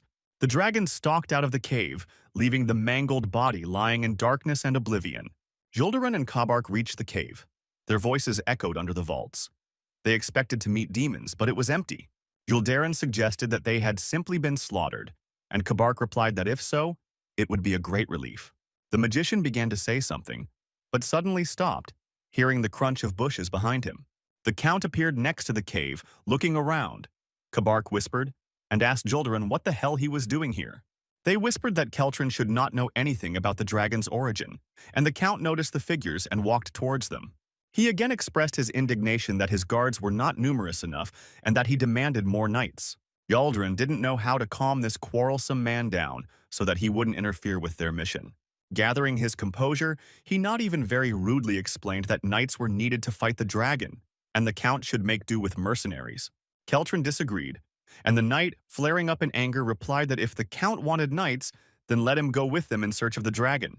Keltrin suddenly agreed. He was ready to do anything to be under the cover of the knights. Juldaran was taken aback. He had not made this proposal seriously, and had no idea how he and Keltrin would be carrying out such a dangerous task. Keltrin also felt that he had rushed, because when the knights found the dragon, there would definitely be a battle with it. He began to painfully weigh which option seemed less terrible to him, and in the end he confirmed that he wanted to stay with the knights. Juldaran would have been ready to hit him if he had not been an important person with whom his superiors had political dealings. Sometime later, Shihan and his comrades reached the cave. He asked Juldaran if this was really the same cave. The knight confirmed. Juldaran said that it was found out during the interrogation using confession magic, but Shihan saw that at first it was just ordinary magic. The magicians cast typical spells on the captives, but this did not work on the hardened madmen. And then the magicians used an unfamiliar black powder, which gave an immediate effect. Shihan thought that perhaps this powder was related to secret experiments. Alita suddenly felt something. A chill ran down her spine. She looked carefully into the darkness of the cave. Inside, two huge predatory eyes lit up, and a thirst for blood poured out of the hole in the rock like a wave. Juldaran, who had recently been exploring the cave with Kabark, was almost taken by surprise, but he commanded the knights to form up. He himself also prepared himself, standing in the front row and peering into the blackness that emitted the smell of burning. The dragon emerged from the hole, and a murmur ran through the knights, wondering if this was the same dragon they had held back earlier. All because the dragon suddenly grew in size. For some terrible reason, its power increased. Juldaran didn't want to allow panic. He smiled unconvincingly and shouted that, whatever the reason, it was nothing. The knight decided to set an example for his comrades and rushed to attack the beast, waving his sword. Kabark also began to cast his spells diligently. He was going to show everyone the level of magical power he could produce when he was not exhausted from many battles. With the support of other mages, he used the cold frost technique, and a wall of icy cold rushed towards the dragon. Two more mages conjured Earth Teeth and Earth Spear, which created razor-sharp rocks that flew at the monster like projectiles. The dragon was focused on the knights in front of him. It seemed he was still deciding whether to trample them, burn them, or tear them with his teeth. Zeno admired the tactics of the knights and mages, and Shihan agreed with him, suggesting that intervention would not even be necessary. But, as usual, it was at this very moment that everything went wrong, and Shihan saw how his words turned out to be a mistake. Ribbons of green light swirled around the dragon, and the powerful magical attacks directed at it dissolved without a trace. The magicians, seeing this, lost their composure and their spells began to fade from loss of concentration. It wasn't that the dragon withstood the blow, but that the blow simply disappeared. This had only happened before when fighting creatures summoned from other worlds. The dragon, which had not attacked before, as if wanting to demonstrate its invulnerability, now released a stream of flame. It was filled with hot boulders that crashed into the ground like meteorites, causing enormous destruction. The ground caught fire from this breath. The flames spread for tens of meters. The knights were engulfed in flames, as were the magicians. Only one was able to dodge and fled. Juldaran was able to shield himself from the fiery storm, but his two less powerful comrades lay unconscious. With one blow, the dragon had almost deprived them of all fighting potential. Juldaran was feverishly thinking about what to do next. The three knights still stood in position simply because that was what knights were supposed to do, but the plan needed to be changed radically. Shihan, Zenon, and Alita were covering Keltrin, who was cowering in panic. From the flames, They also understood that they needed to hurry to help. Shihan felt the heat and realized with horror that, just like that electric wolf, the dragon was capable of harming him. This thought was hard to get used to. The guy looked around the battlefield, looking for people still fighting.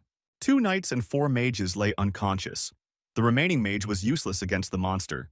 All they had were 3 knights, whom the dragon was now beating with its paws, so far only hitting their shields. Shihan realized that he had no choice but to give it his all, even if it meant being recognized. His sword once again glowed with a blue light. Heralding the imminent release of powerful magical energy, Shihan rushed to the rescue. As he approached the dragon, a tornado of blue flashes was already circling around him, ribbons of lights flying in different directions in spherical waves. Alita watched what was happening, fascinated, and quietly whispered Shihan's name. Zenon also watched without looking away, and the sight frightened him. He recognized the rituals, because over the years of worshipping the savior, Zeno had managed to learn all the details about his fighting skills. The tornado swirled around Shihan faster and faster, the 2 swords in his hands drawing intricate patterns, weaving patterns of light. Taking off from his place, he flew forward with the power of magic. This was the technique of conquering the heavens. The dragon had already turned away from the knights, who were trying to somehow cover their wounded, and was also watching this new creature, exuding so much power. Flying towards the dragon's head, Shihan swung his sword. But it was not the weapon that struck, but a huge blade of pure light that pierced the dragon's cheek.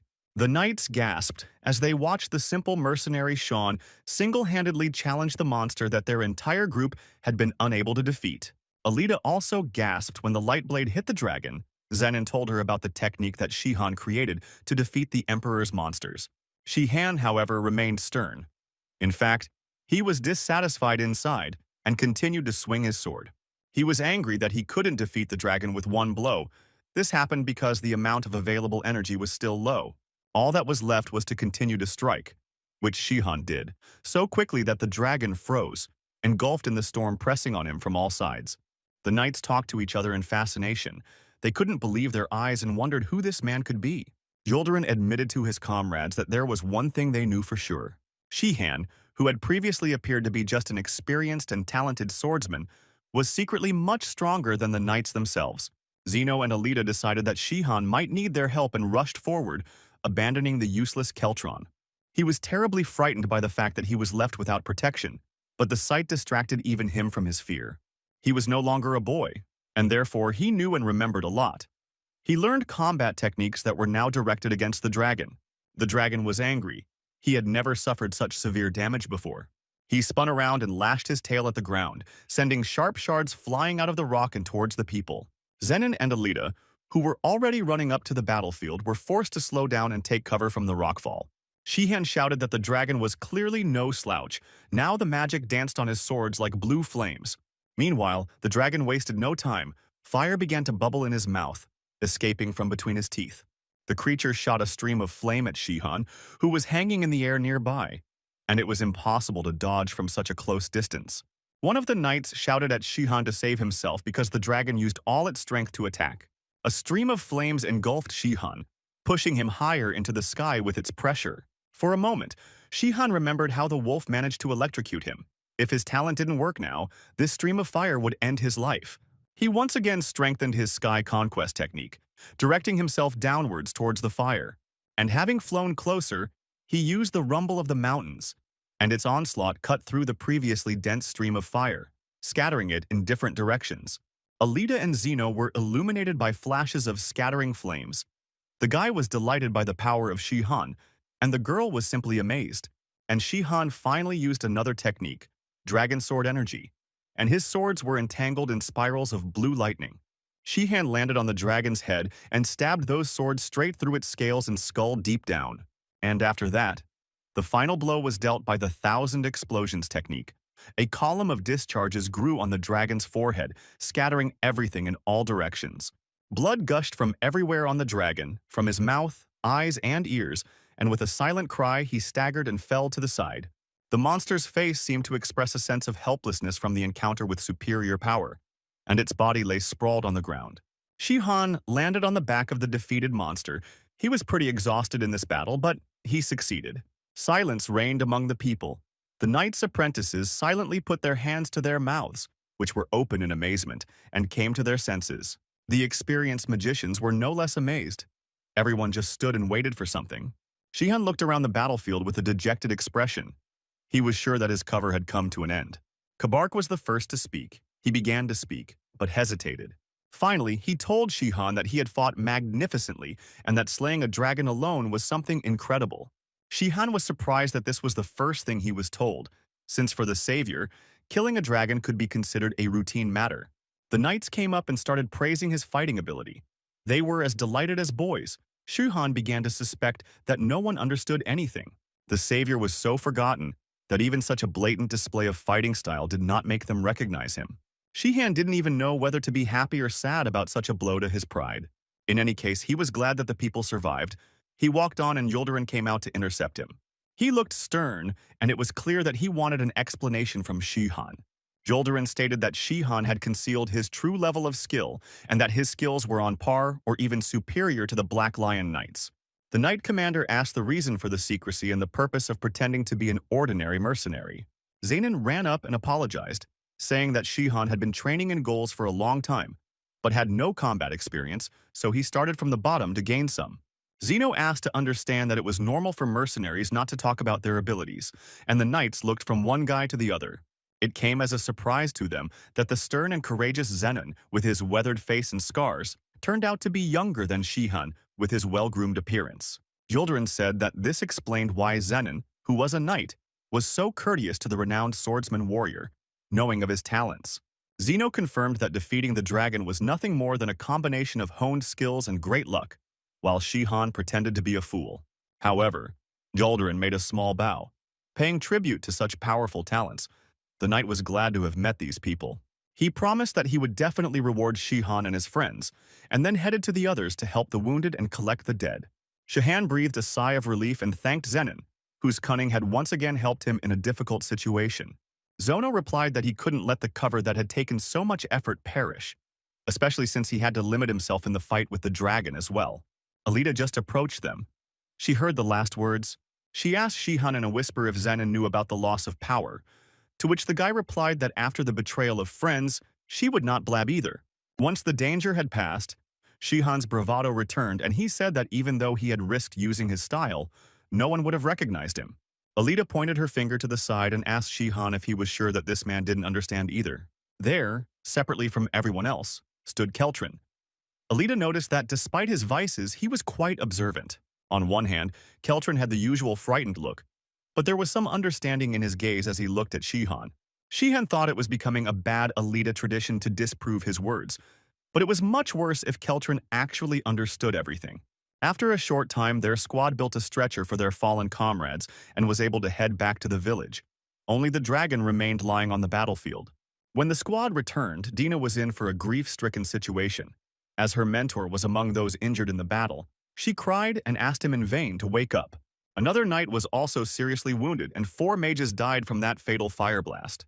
Lachran's body was found in the cave, and he and the dragon were burned with magical fire to completely erase all traces. Shihan continued to investigate the phenomena that he did not understand. He thought that some monsters disappeared after death, and some did not. One of the wolves disappeared and the other remained, and it was unclear what the difference was and what the reason for the disappearance was. All the surviving participants of the expedition spent the night in an empty cultist village in order to set off on their return journey the next morning. When it got dark, there was a knock on the door of the room where Keltrin spent the night, and the aristocrat was naturally frightened. Shihan appeared behind the door and said with an ominous smile that they needed to talk. Keltrin stood in the doorway, not rushing to let the visitor in and trying to come up with a plausible excuse. He said that of course they could talk. But what kind of question arose at such a late hour? And maybe it would be better to rest before tomorrow's journey.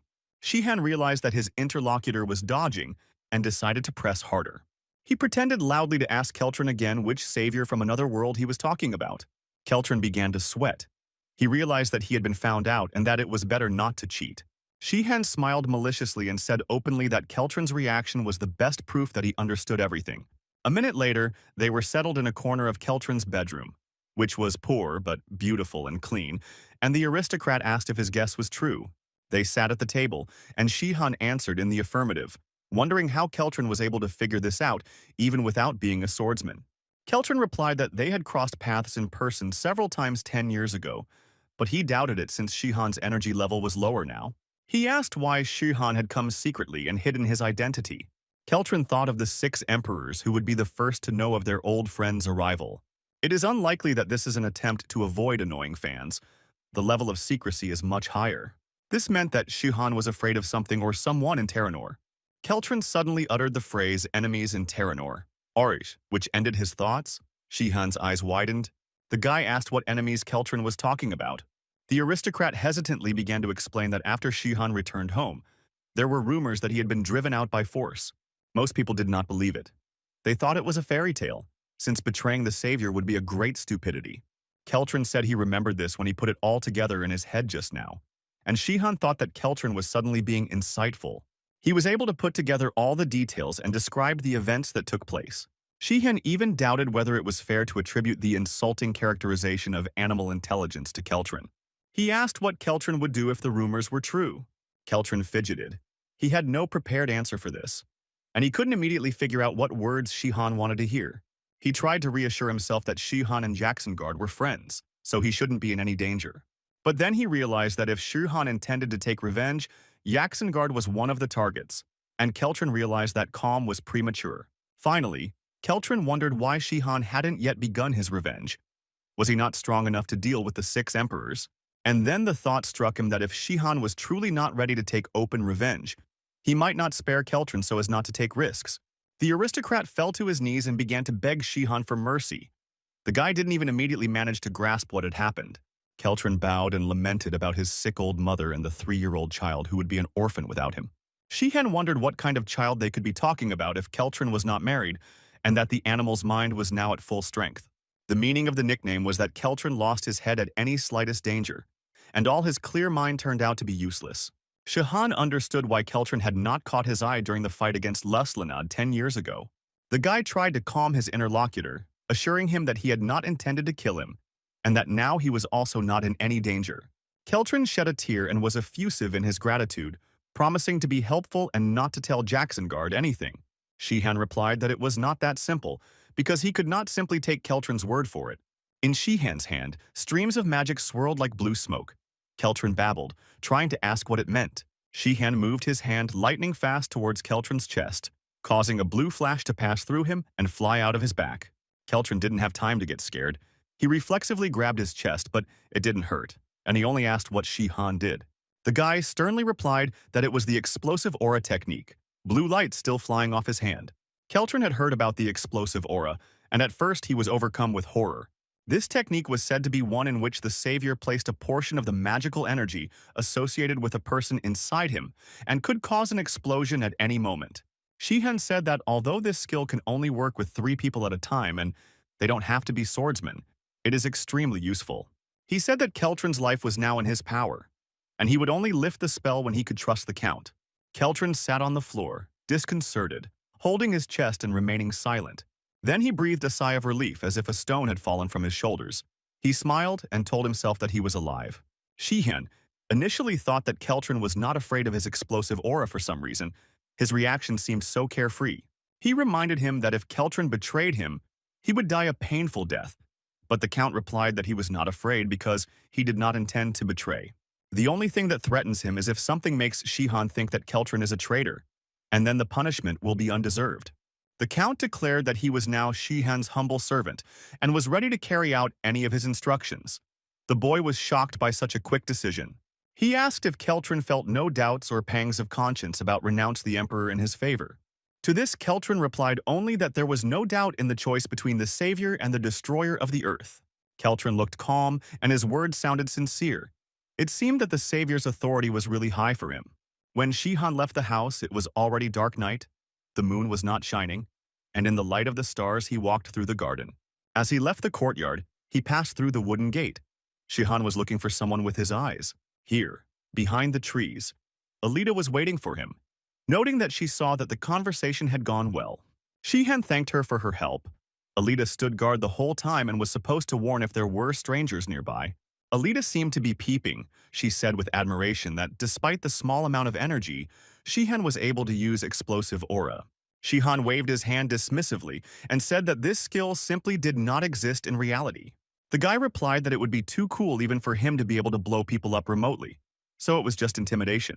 Alita indignantly said that even the books wrote about this skill, to which Shihan replied that this was what was intended. Alita stood there pouting as if she had been laughed at for dragging out the prank for a decade, and Shihan said that they now had a big trump card. But he is still tormented by questions about the origin of the dragon and the igneous wolf, which had qualities as if they were summoned from another world. He suggested that these animals were the experimental animals in the Blue Tower. Alita said that she too was tormented by thoughts about what was happening on this trip. When they were present at the interrogation and Kabark used the mysterious black powder, something happened. Shihan said that he had no idea what this powder could be or what kind of magic was involved. Alita shook her head and said that she actually wanted to tell him something. When the powder was applied, she felt like there were dozens of insects crawling inside her, and it was terrible. Her gaze was full of sadness from this memory. Shihan did not interrupt her, but the girl remained silent. Looking at the starry sky, she said she didn't know how to explain it. Something about the powder that lay in the magician's hand awakened vague memories or visions. A dark-haired mage in red clothes holds powder, and figures of prisoners bow before him. All of this made her cry. An emaciated woman was chained to the wall. A dark figure stood in front of her with a sword dripping with blood. Lilstein demanded that the next man come forward. Something glowed in the magician's hand. Another prisoner appeared, overgrown, bearded, and dirty. Lilstein, clutching a glowing black powder, commanded the man to kill himself. The bearded man grabbed the sword and brought it to his neck, preparing for the move that would end his life. The prisoner's eyes were clouded, but the sword trembled in his hands. The prisoner could not do this. A tangible struggle was taking place inside him. The bearded man woke up. He didn't understand where he was and what was happening. Fear was visible in his already living eyes. He found himself with a sword at his throat, standing in front of a woman chained to a wall. The man could only whisper a few words to the woman. He called her darling and asked what he had done. Blood splattered, adding a fresh stain to the floor already covered in crimson streaks. An angry Lilstein stood over the bearded man's body, his subjects continuing to resist some of his orders, although the powder could no longer be made better. The magician snapped his fingers. The chamber needed to be cleared for further experiments, and magic was the fastest way. The dead body caught fire, the magical flame quickly turning the remains into ash, which flew away through the ventilation ducts. Lilstein realized that achieving the results he was aiming for was much more difficult than it initially seemed. Jacksonguard's palace was very far from the gloomy dungeons, both in terms of distance and in terms of the atmosphere that reigned there. The Emperor listened to the story about the results of the campaign and reacted very vividly when Jacksongard was told about the dragon. He perked up. Keltron told him that 2 knights had died from wounds received in the battle, but overall the campaign had fully accomplished its objectives. Keltron didn't mention a word about the dragon being anything but simple and having some connection to the Blue Tower. The monster looked quite natural among the cultists, but Jacksongard still thought about the dragon. He was hurt that he could not defeat the monster himself, and loudly regretted that he listened to Keltron. The Count apologized, but realizing that what had been done could not be changed, Jacksongard forgave his beloved subordinate. The Knight Captain asked Julderin what rumors were circulating about the fighters who had played a special role in the battle. Julderin replied that there really were such, and their skill was so high that he wanted to invite them into the order.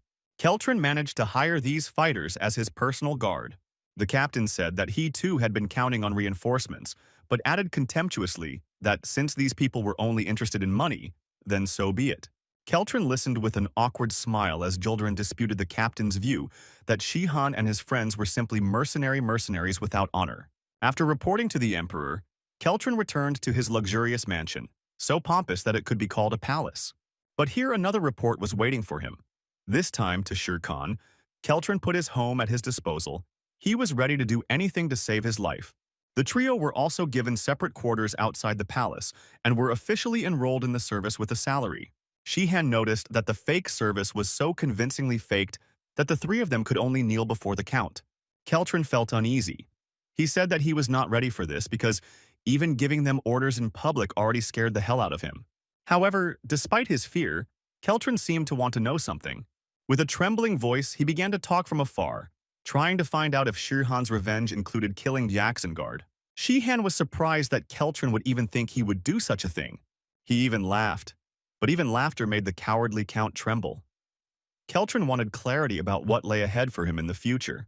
Shihan said good-naturedly that Jacksonguard did not deserve to die, even though he had trampled on the trust earned in dozens of battles side by side. But he only sent Shihan home, although he could have done it in parts. Shihan confidently said that he did not plan to kill Jacksonguard, although he looked ominous at that moment.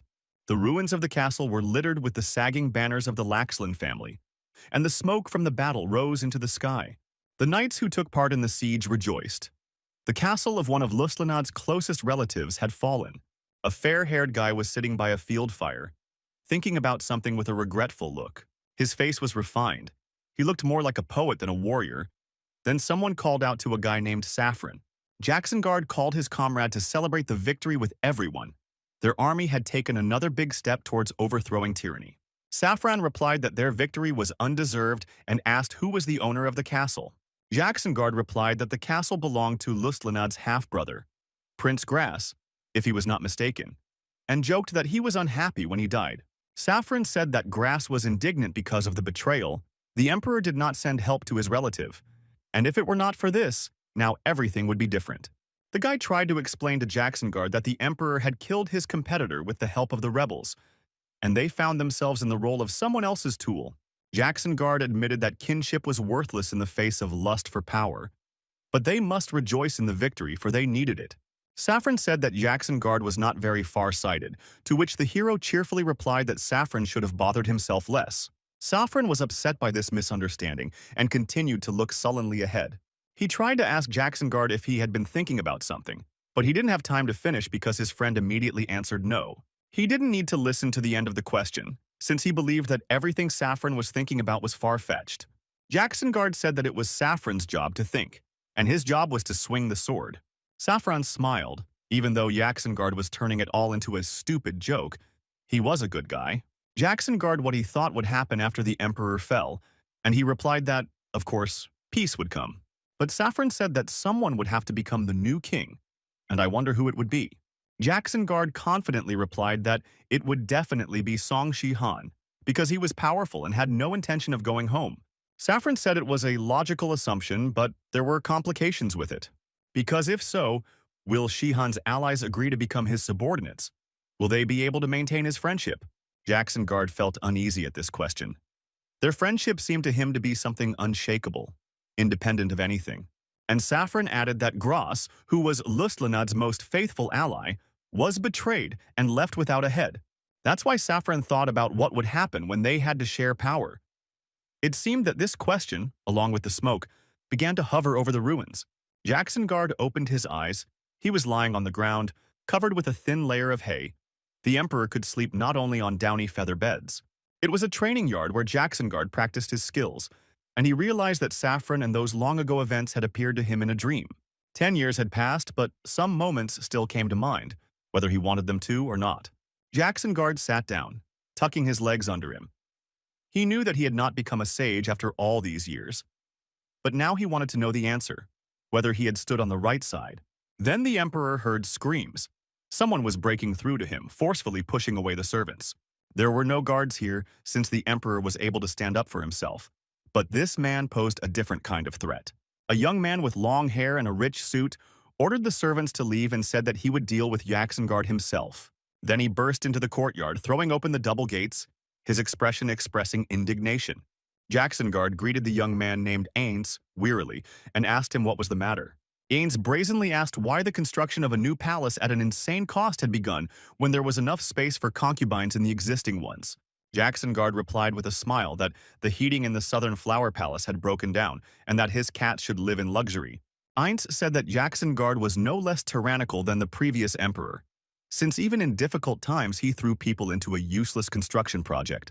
The young man fell silent and a hard expression froze on his face as he looked into Jacksonguard's face.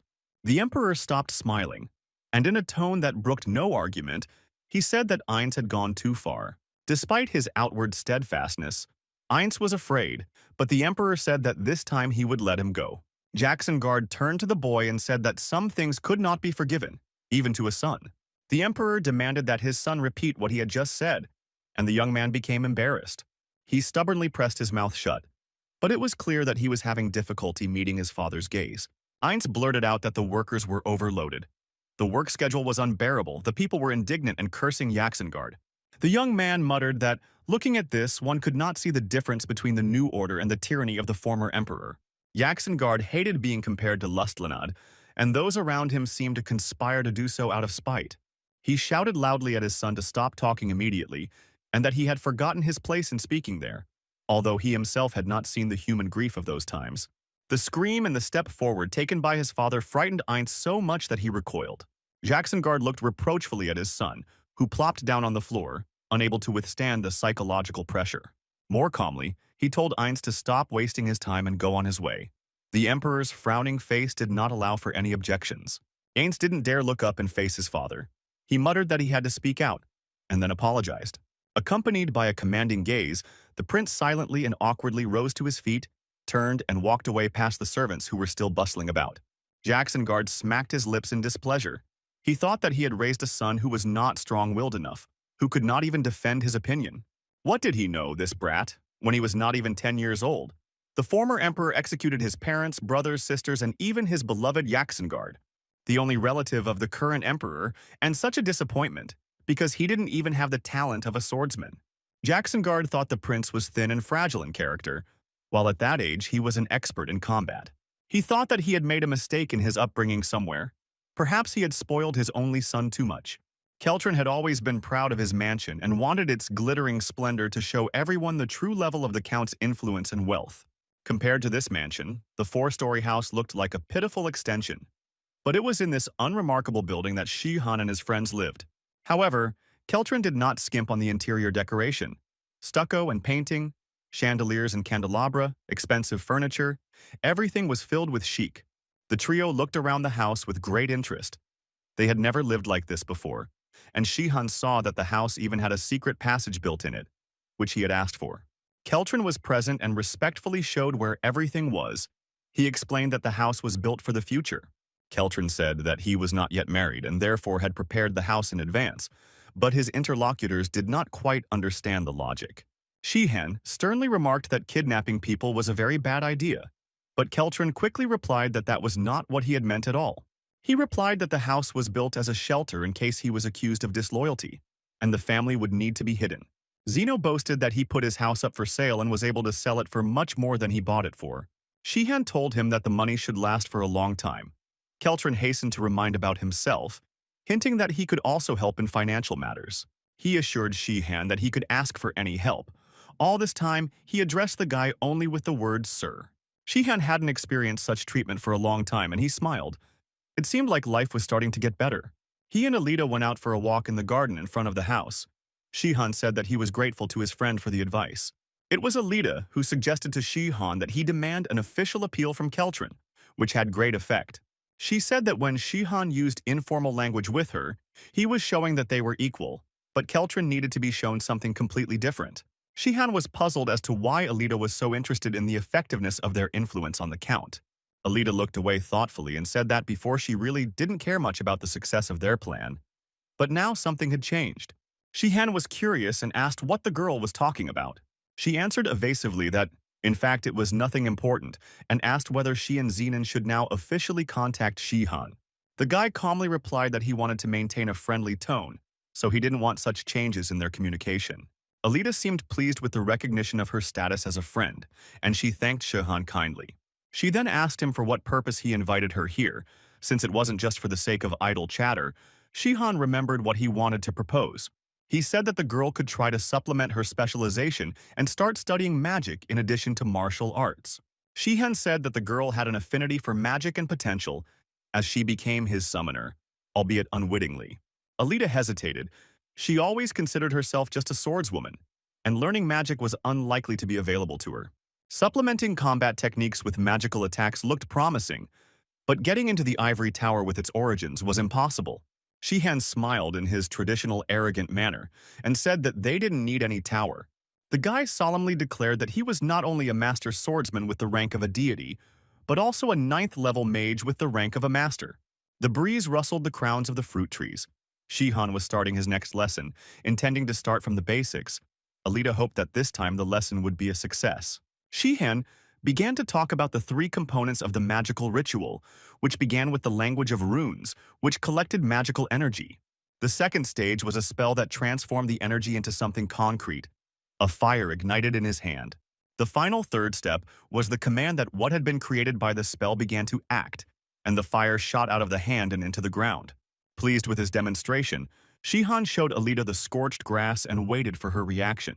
When she didn't wait, he tried to console her with the words that, with training, it would stop being difficult, and began shooting fire from his hands around himself. He also added that even geniuses cannot remember all the spells, so there is an indispensable tool in this matter. Shihan extended his empty hand to Alita, who looked closely at his palm but saw nothing. Then, a ghostly book appeared out of thin air. It was a book of spells, into which the magician could write down everything necessary from memory, and from it, the path began. Alita replied that she had spoken to many magicians but had never seen such a book. Shihan replied that he showed it on purpose. Usually the book is invisible, but sorcerers stretch out their hands in front of them specifically to leaf through it.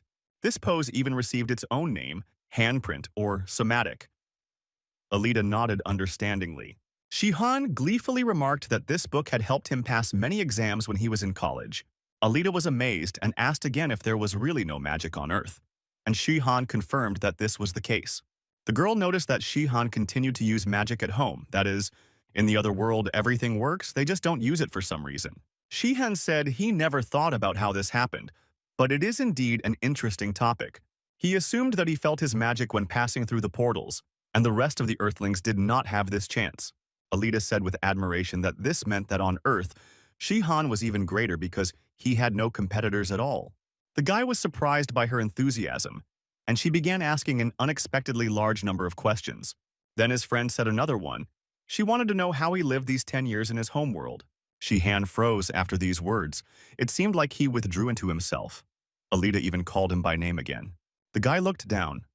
It was not easy for him to start speaking. He squeezed out the first word. In those moments, memories flew before his inner gaze, his hometown, high-rise buildings and monuments. Car traffic so dirty and noisy but necessary to the city like blood to the body. Passers-by going wherever they wanted, on business or idly hanging around near shops. One day they happened to see a very unusual sight. A completely naked guy lying on a stone slab in the middle of the square. It was unclear where he came from. Some wondered who he was. Others shamed him. Someone even complimented his physique, while someone else covered someone else's eyes so that he wouldn't stare at the obscenities. Shihan lay on the cold stone, and before his eyes were still his friends and traitors at the same time. At the police station, even the officers pointed at him, asking if he was the weirdo who was lying naked on the street. Shihan was given a police uniform to put on to cover himself. They had already identified him and were gossiping that his parents' divorce could have pushed him into a binge. The police officer demanded to know where Shihan had been and what he had been doing since he was reported missing. Shihan stared blankly ahead and replied only that he knew nothing. In vain did the policeman try to demand that he not lie. It seemed he was going to interrogate him with prejudice. At this point, a blue light flashed in the policeman's eye and immediately went out, and understanding appeared on his face. The officer said it looked like amnesia and instructed the boy to see a doctor. Shihan looked at his face and smiled. He had just successfully used magic, and it was encouraging, but he decided to keep it a secret and get out of the station as soon as possible. While the paperwork was still going on, evening was already approaching, and he didn't even know which station he was in. The police got hold of some clothes from somewhere and gave them to him, and Shihan left the station through the front doors. Here, he looked up and realized where the clothes he was now wearing came from. There was a car parked in front of the entrance, and Shihan's father was standing next to it. It looked like the return home was going to be as painful as possible. Shihan turned to his father with hope, who stood there and looked at the son he had found with a disdainful gaze. They arrived home to an apartment on the upper floors of an ordinary high-rise building in a residential area of the city of Daejeon. The father scolded Shihan, asking where he had been for 7 years. But without waiting for an answer, he again showered him with reproaches that he had not even gone to school. Shihan looked at his father and saw that after so many years and shocks he remained the same as he was, quarrelsome, always grumbling about his good name. The father continued to lament about the disgrace he had committed at Gwanhwaman Square, which had already become the laughingstock of the entire internet. Shihan didn't expect warmth or sympathy, but even so, the reception was too cold. The guy looked around with pleasure. He had already begun to miss his homeworld, which seemed faded after Terranor. He understood that he missed the internet, television, air conditioning, household appliances, but not his home. His father was his eternal overseer, looking mercilessly from above through glasses, as if through a mask hiding everything human. His father said that he would send his son to a special school in the capital so that Shihan could catch up with his curriculum and have a chance to enter college. It was supposedly necessary for Shihan to turn into a decent person. The boy obediently agreed and stood up to leave. His father shouted at his back that if he failed to enter, Shihan would be better off disappearing again for many years. The guy tried to drown out these words in his head. He didn't want to believe that they had even been spoken. He spent so many years trying to free another world from tyranny, and as a reward he received this, indifference and contempt. A fire burned inside Shihan. He wanted to find a way to return at any cost. It wasn't supposed to end this way. His hatred for the traitors will become his fuel that will drive him to his goal. He will call them to account. Days dragged on. Warm ones were replaced by cold ones, clear ones by cloudy ones. For a year, Shihan tried to live the life of a schoolboy, and at the same time, look for a way back. He attended a special school, but he put all his efforts not into lessons but into mastering the deepest aspects of magic. His spell book contained many records of complex spells and also made it possible to easily pass the entrance exams. Even the father became less strict. It seems that now the concern about the reputation of their family has become less strong. But Shihan didn't care. Once he entered university, he no longer intended to live with his father. Suho Shihan told his father that he didn't have to worry about him. He was able to take care of himself. The father was furious, and the offspring managed to ruin everything, the only moment when everything went as it should. He threatened that Shihan might not even think of coming back to ask for help, but his son had already left the house without even looking back. Shihan was indignant at how disdainfully they treated him, how they did not believe in his strength, and yet he was now worth much more. He was unique. He could turn his world upside down because he possessed a power that no one could counter.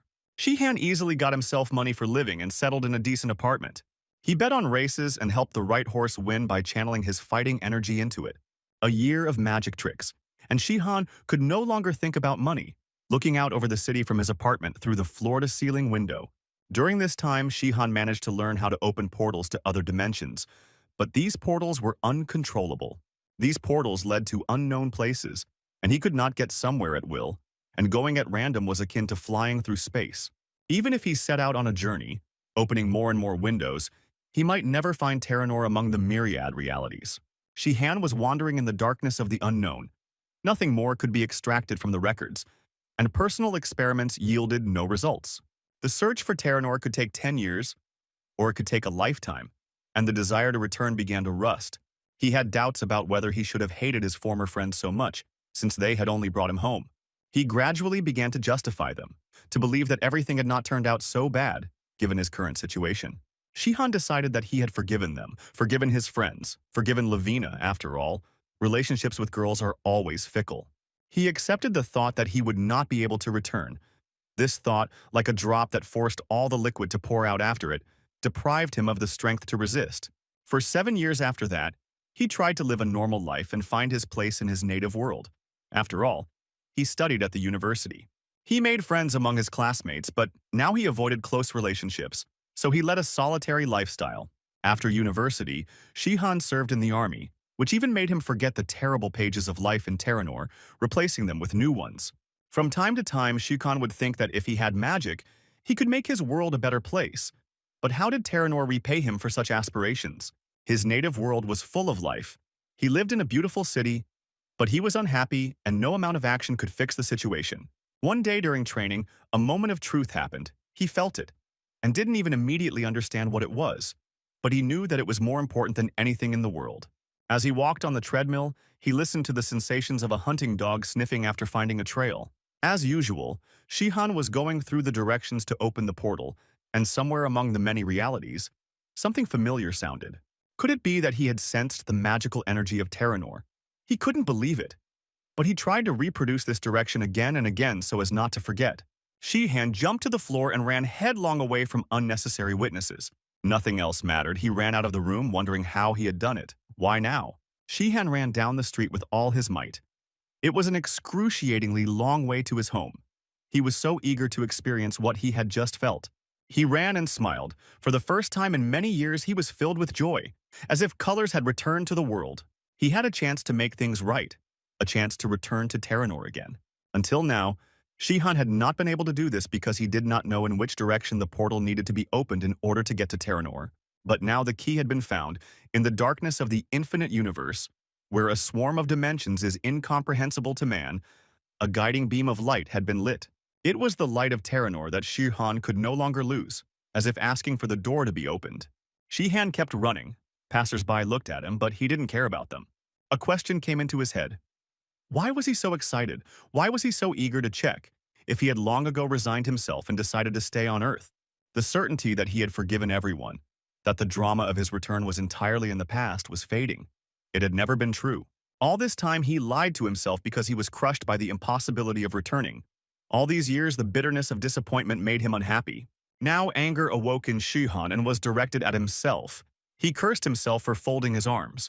All his previous convictions crumbled. He knew that he would seize this chance and do everything to achieve his goal. Shihan dropped out of university, spending all his time training, mastering the art of opening portals and training his fighting abilities.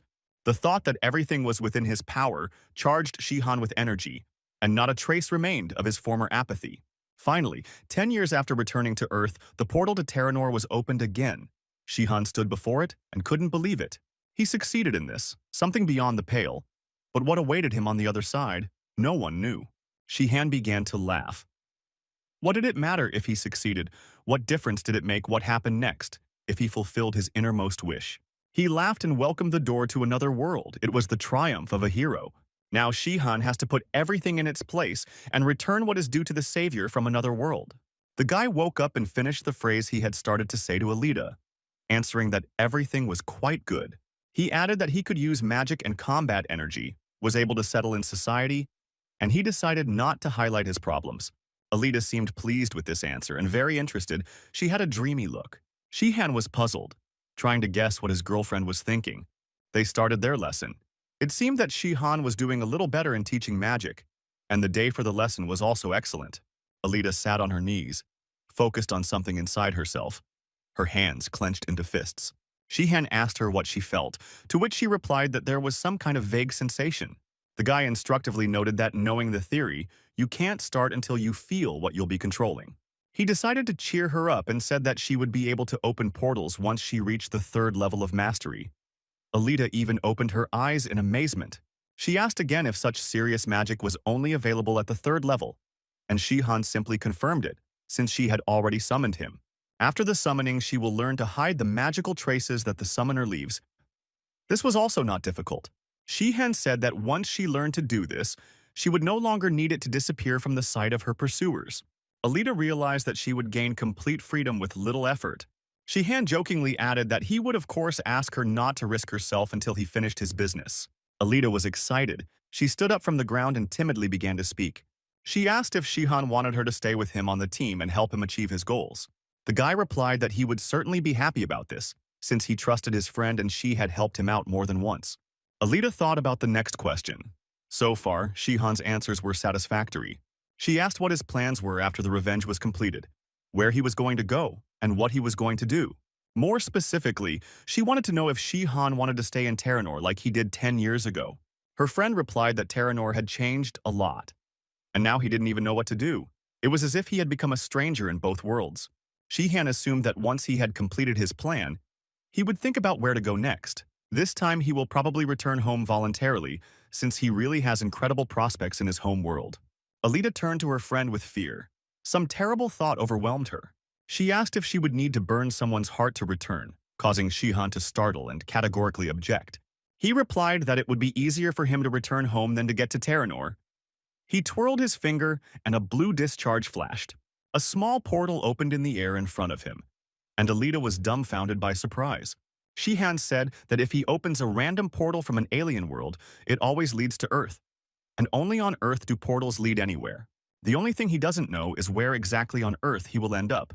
And then Quan Huaman Square appeared before his eyes again. But he had taken care of even that, so there would be no repetition of the past shame, Shihan declared. And Alita thought that he was overreacting. The girl smiled. She was about to say or ask something important. The swordswoman told Shihan that she would go to Earth with him. The guy did not expect such a desire from her. She explained that here she was an eternal exile, the daughter of a tyrant and the object of the hunt. But there, she would have a chance to start over. Shihan looked at her and thought that there was a lot of truth in these words. Alita said that she would help Shihan in his affairs, and in return asked for the opportunity to get to Earth for herself. The girl made her request so passionately that Shihan trembled before her sincerity and beauty. He could not refuse her. In yet another palace of Jacksongard, an idol reigned. Bright birds made melodic trills, sitting in thickets of flowers framing elegant fountains. A beautiful young woman was walking through the park, her fair hair braided into a thick plait that fell over her blue dress. Someone called out to her from behind and asked if she was really walking all alone. It was Prince Ains, and he greeted Queen Layla with a friendly air. Layla was also glad to see him. Her aquamarine eyes were the model from which the fabric for the dress was chosen. The woman radiated pure tenderness and replied that even alone it was pleasant to walk under such a beautiful sky. But Ains added that it was also dangerous. Layla replied that she had nothing to fear, since she was nothing more than a queen, and in fact she played no role in politics. Jacksongard married her for convenience, and after the wedding did not deign to pay her any attention. She was not aware of palace affairs. Layla turned and walked on, but looked back when Ains spoke again. He said that, unlike her father, he was very interested in her, and hugged her from behind, pressing her to himself. Layla gently objected that this was impossible, and that they should not be seen, but she did not resist, allowing herself to be hugged further. Ains replied that he had spoken about walking alone because he had checked the park, and there was definitely no one else there. The prince began to kiss the queen, and she allowed him to continue, melting in his arms. The queen's palace was decorated in blue, the color that distinguished things that had to do with her. After a while, Ains walked down one of the corridors. He walked with a normal gait, but from the front you could see his wariness. Finally, he spoke up for the man who was following him to stop hiding and show himself. Count Keltrin appeared from behind a column, and Ains asked point-blank what kind of surveillance he had arranged. Keltrin came closer and replied in a conspiratorial tone that he had some very interesting information for Ains. Shihan put the large pill into his mouth with displeasure. This procedure was always difficult. The product was tasteless with a strong bitterness. Even though it had to be simply swallowed, it managed to leave a mark.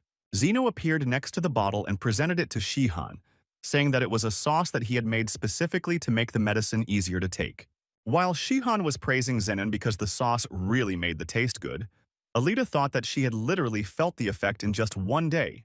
These were special pills that increased fighting energy and were used specifically for training.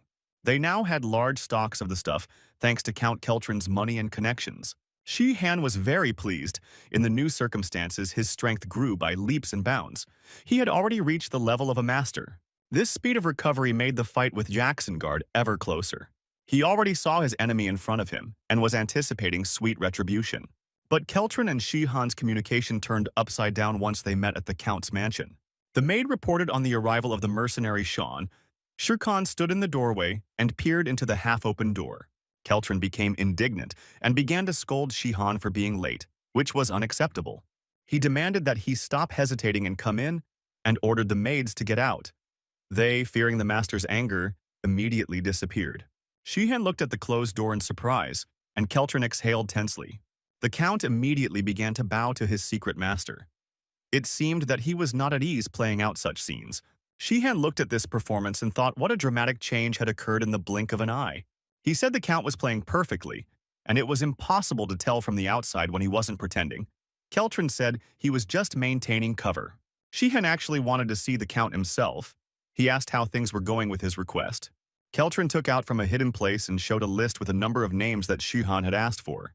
These are people who, according to Keltrin's information, are not particularly loyal to the current government and would be ready to support a coup.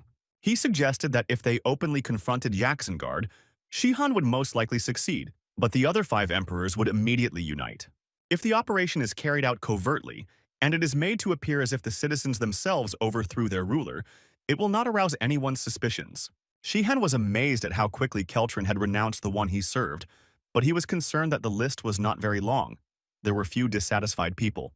At the same time, Jacksongard relied on the army. The Order of the Black Lion and the militia of 30,000 infantrymen constituted a great force. Of course, Shihan already knew that some of the knights had their own interests, since they carried out their operations on behalf of the Blue Tower without anyone's knowledge. Sheehan said that they needed to deal with that part of the elite that formed the loyal backbone of Jacksonguard's power, and asked who led them. Keltron raised his hand with a satisfied look and said that this figure was him. Sheehan saw the plan as risky. He liked it, but something was missing. It was only necessary to decide how to get rid of some difficulties and dangers.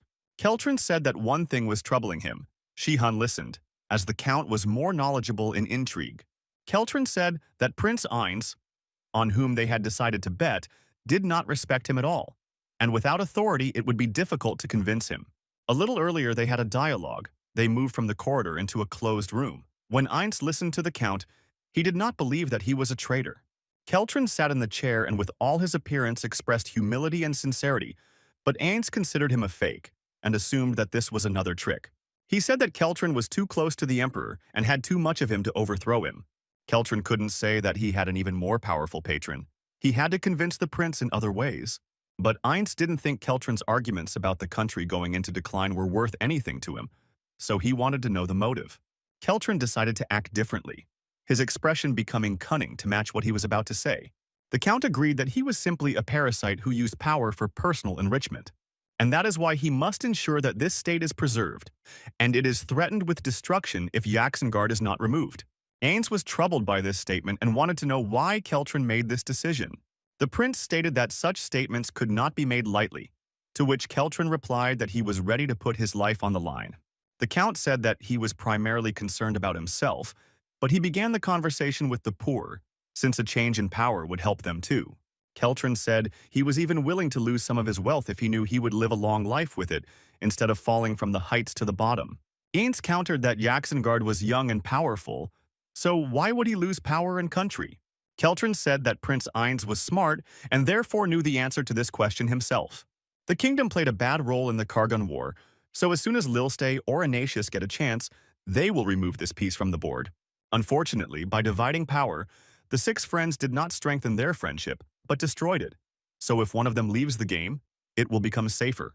Keltron understood that if the government changed, he would have to play up his concern for the people under the new ruler, but he was used to it. Ainz countered that if a coup occurred, Keltron would still be in danger. The prince said he had no intention of encouraging this lying upstart if he got power. He suggested that he would deprive him of all his money. So he asked what would be the benefit to Keltron if he no longer had his privileges. The Count closed his eyes, gathering all the persuasiveness he had. He replied that he was most effective in ensuring the outcome, whether the king wanted the good of the poor or personal wealth. Jacksonguard wished for luxury, and Keltron provided him with luxury. If the prince answered what he wished, Keltron would also fulfill it. Ainz jumped up in anger.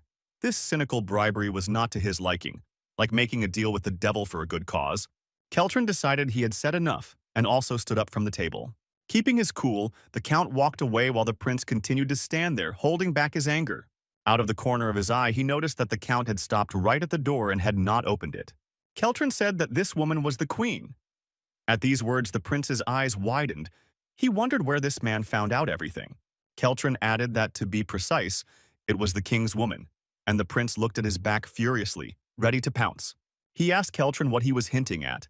Ainz wanted to stop these damn games.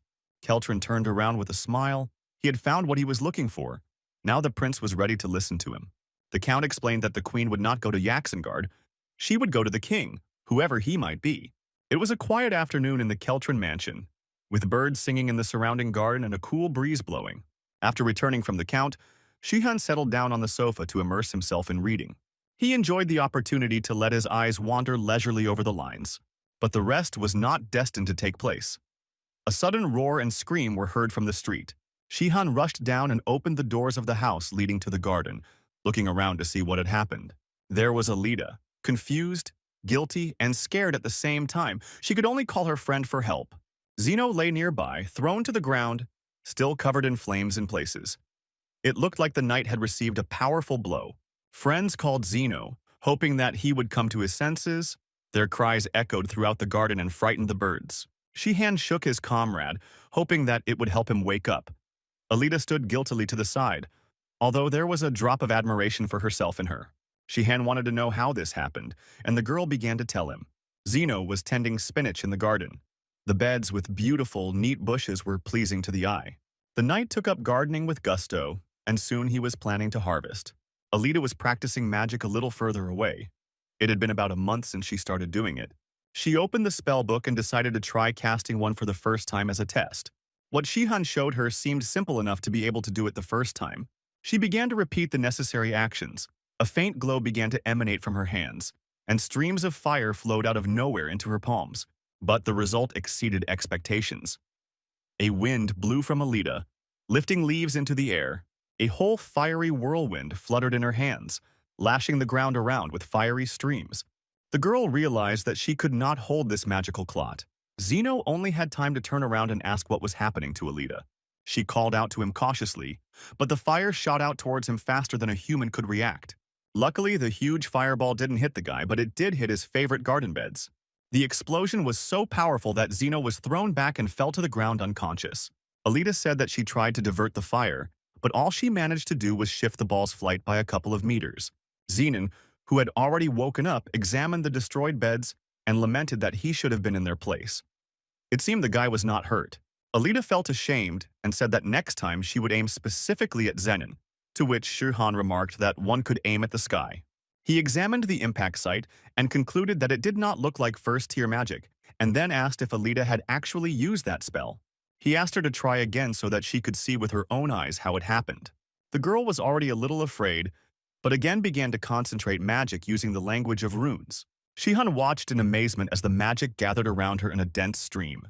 He stopped her before she even started casting the spell. Shihan was impressed by what was happening. It seemed like this was not what he expected at all when he suggested that she study. He told her that the amount of magic she concentrated was equivalent to a 5th or even 7th level mage. Zenon asked in surprise how this happened, since she had only just started. To which Shihan replied that although it was hard to believe, it was true. Alita asked to explain to her what was happening to her and her witchcraft. Shihan said that magicians take energy from the surrounding nature, and when they create a spell, a 5th or even a 10th of this energy remains. But when Alita does the same thing, the amount of energy not only doesn't decrease, it increases. This would only be possible if there was some additional source that added energy. Lilstay or Saffron knew anything about it. Alita asked if she would then be able to continue studying, to which the guy replied that the risks had increased greatly and she should stop. The girl was upset by this and asked again if she'd understood correctly that a very great power was hidden within her.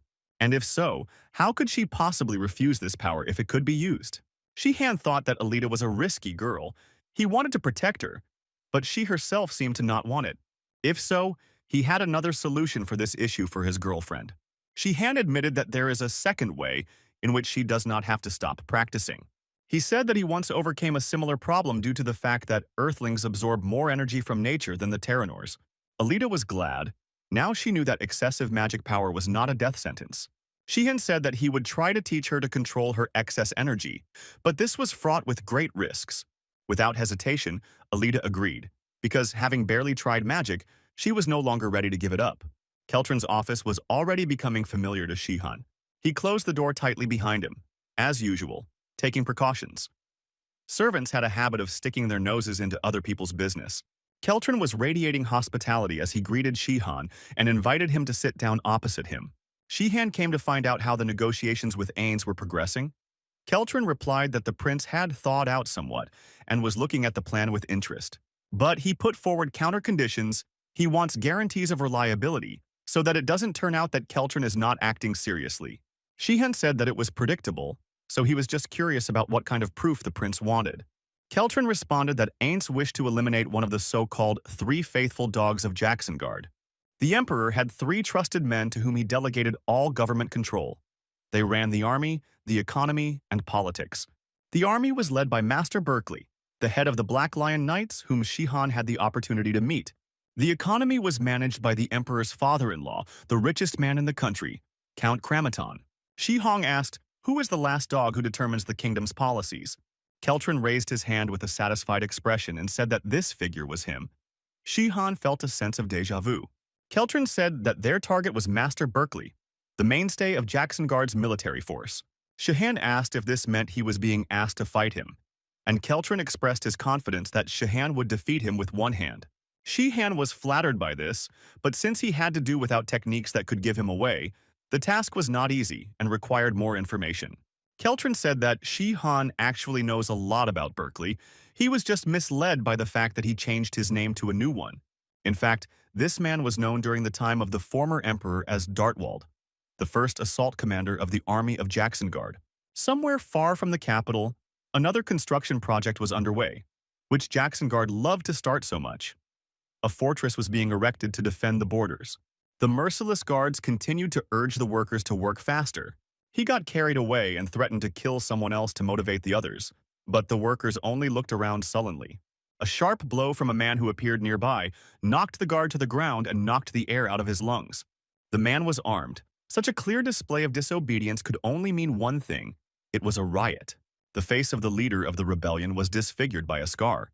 The workers let out an inspired cry and began to gather around him. The guards grabbed their weapons and prepared for the most radical actions. The workers pulled out hidden weapons and a scuffle ensued. The confrontation was bloody. Master Berkeley was informed that a rebellion had begun at the construction site. Berkeley shrugged and replied that the guards themselves could deal with the rabble. The messenger objected that among them there seemed to be a former knight, and therefore the guards could not cope. Berkeley whispered contemptuously that the man seemed to have lost the last of his honor. He stood up and walked towards the battlefield, deciding to deal with the traitor himself. The guards fell under the knight's blows. Even now, when he was no longer in shape, he was still much more dangerous than them. The scarred man cut a path through Jacksonguard's slaves to free them. He called on the guards to leave, as he did not want any more casualties. After all, among them could be those with whom he had once fought side by side. One of the guards actually recognized him. The name of Captain Delart was heard. He was a master swordsman, and the guards were no match for him. Here, Delart saw that among them there was someone who was not in a hurry to retreat to a safe place, but was moving towards him. The guards saw Master Berkeley walking among them, heading towards the leader of the rebellion. The master shouted to the guards who had retreated in indecision before their former comrade to return to the ranks and carry out the emperor's order. Coming within a few steps, Berkeley smiled and greeted Delart, drawing his sword from its sheath. Delart turned to the master. He called him Dartwald, and sadness appeared on his face. The master said that the name no longer applied to him, and asked why Delart was here if he had become a farmer and retired. Delart replied that he had been mistaken in thinking that the fighting was over, but that the new order had forced him to stand up for the oppressed again as before. Berkeley shouted mockingly that Delart was no longer a knight. He was a farmer, and farmers had no honor. But now he wanted to fall lower and become a traitor. Delart clenched his teeth in anger. This man dared to say anything more about betrayal. He shouted, "What kind of knightly honor is the master talking about here, when people die from backbreaking labor for the enrichment of nobles?" Berkeley replied that it was not a knight's job to reason, but to carry out the orders of his master and remain faithful at any cost. Delart asked Dartwald whether it was necessary to overthrow the old emperor for this reason. The magus flushed and pulled his sword aside, demanding that his old name no longer be spoken. Berkeley said that he had the one that the emperor had given him, and jumping up from his seat, the master attacked the enemy. Delart did not expect such a furious attack, and until the very end he believed that his old brother would not dare to do such a thing. Berkeley approached menacingly, his sword pointed towards Delart, ready to strike when the distance was sufficient. Their swords crossed and yellow bolts of combat energy danced around them. Delart immediately felt the enemy's power. It was like being crushed by a rock. Even though they were of the same rank, Delart already understood that he would not be able to defeat the Knightmaster. He stood in a deep defense, and Berkeley showered him with a hail of blows, each of which took away his strength.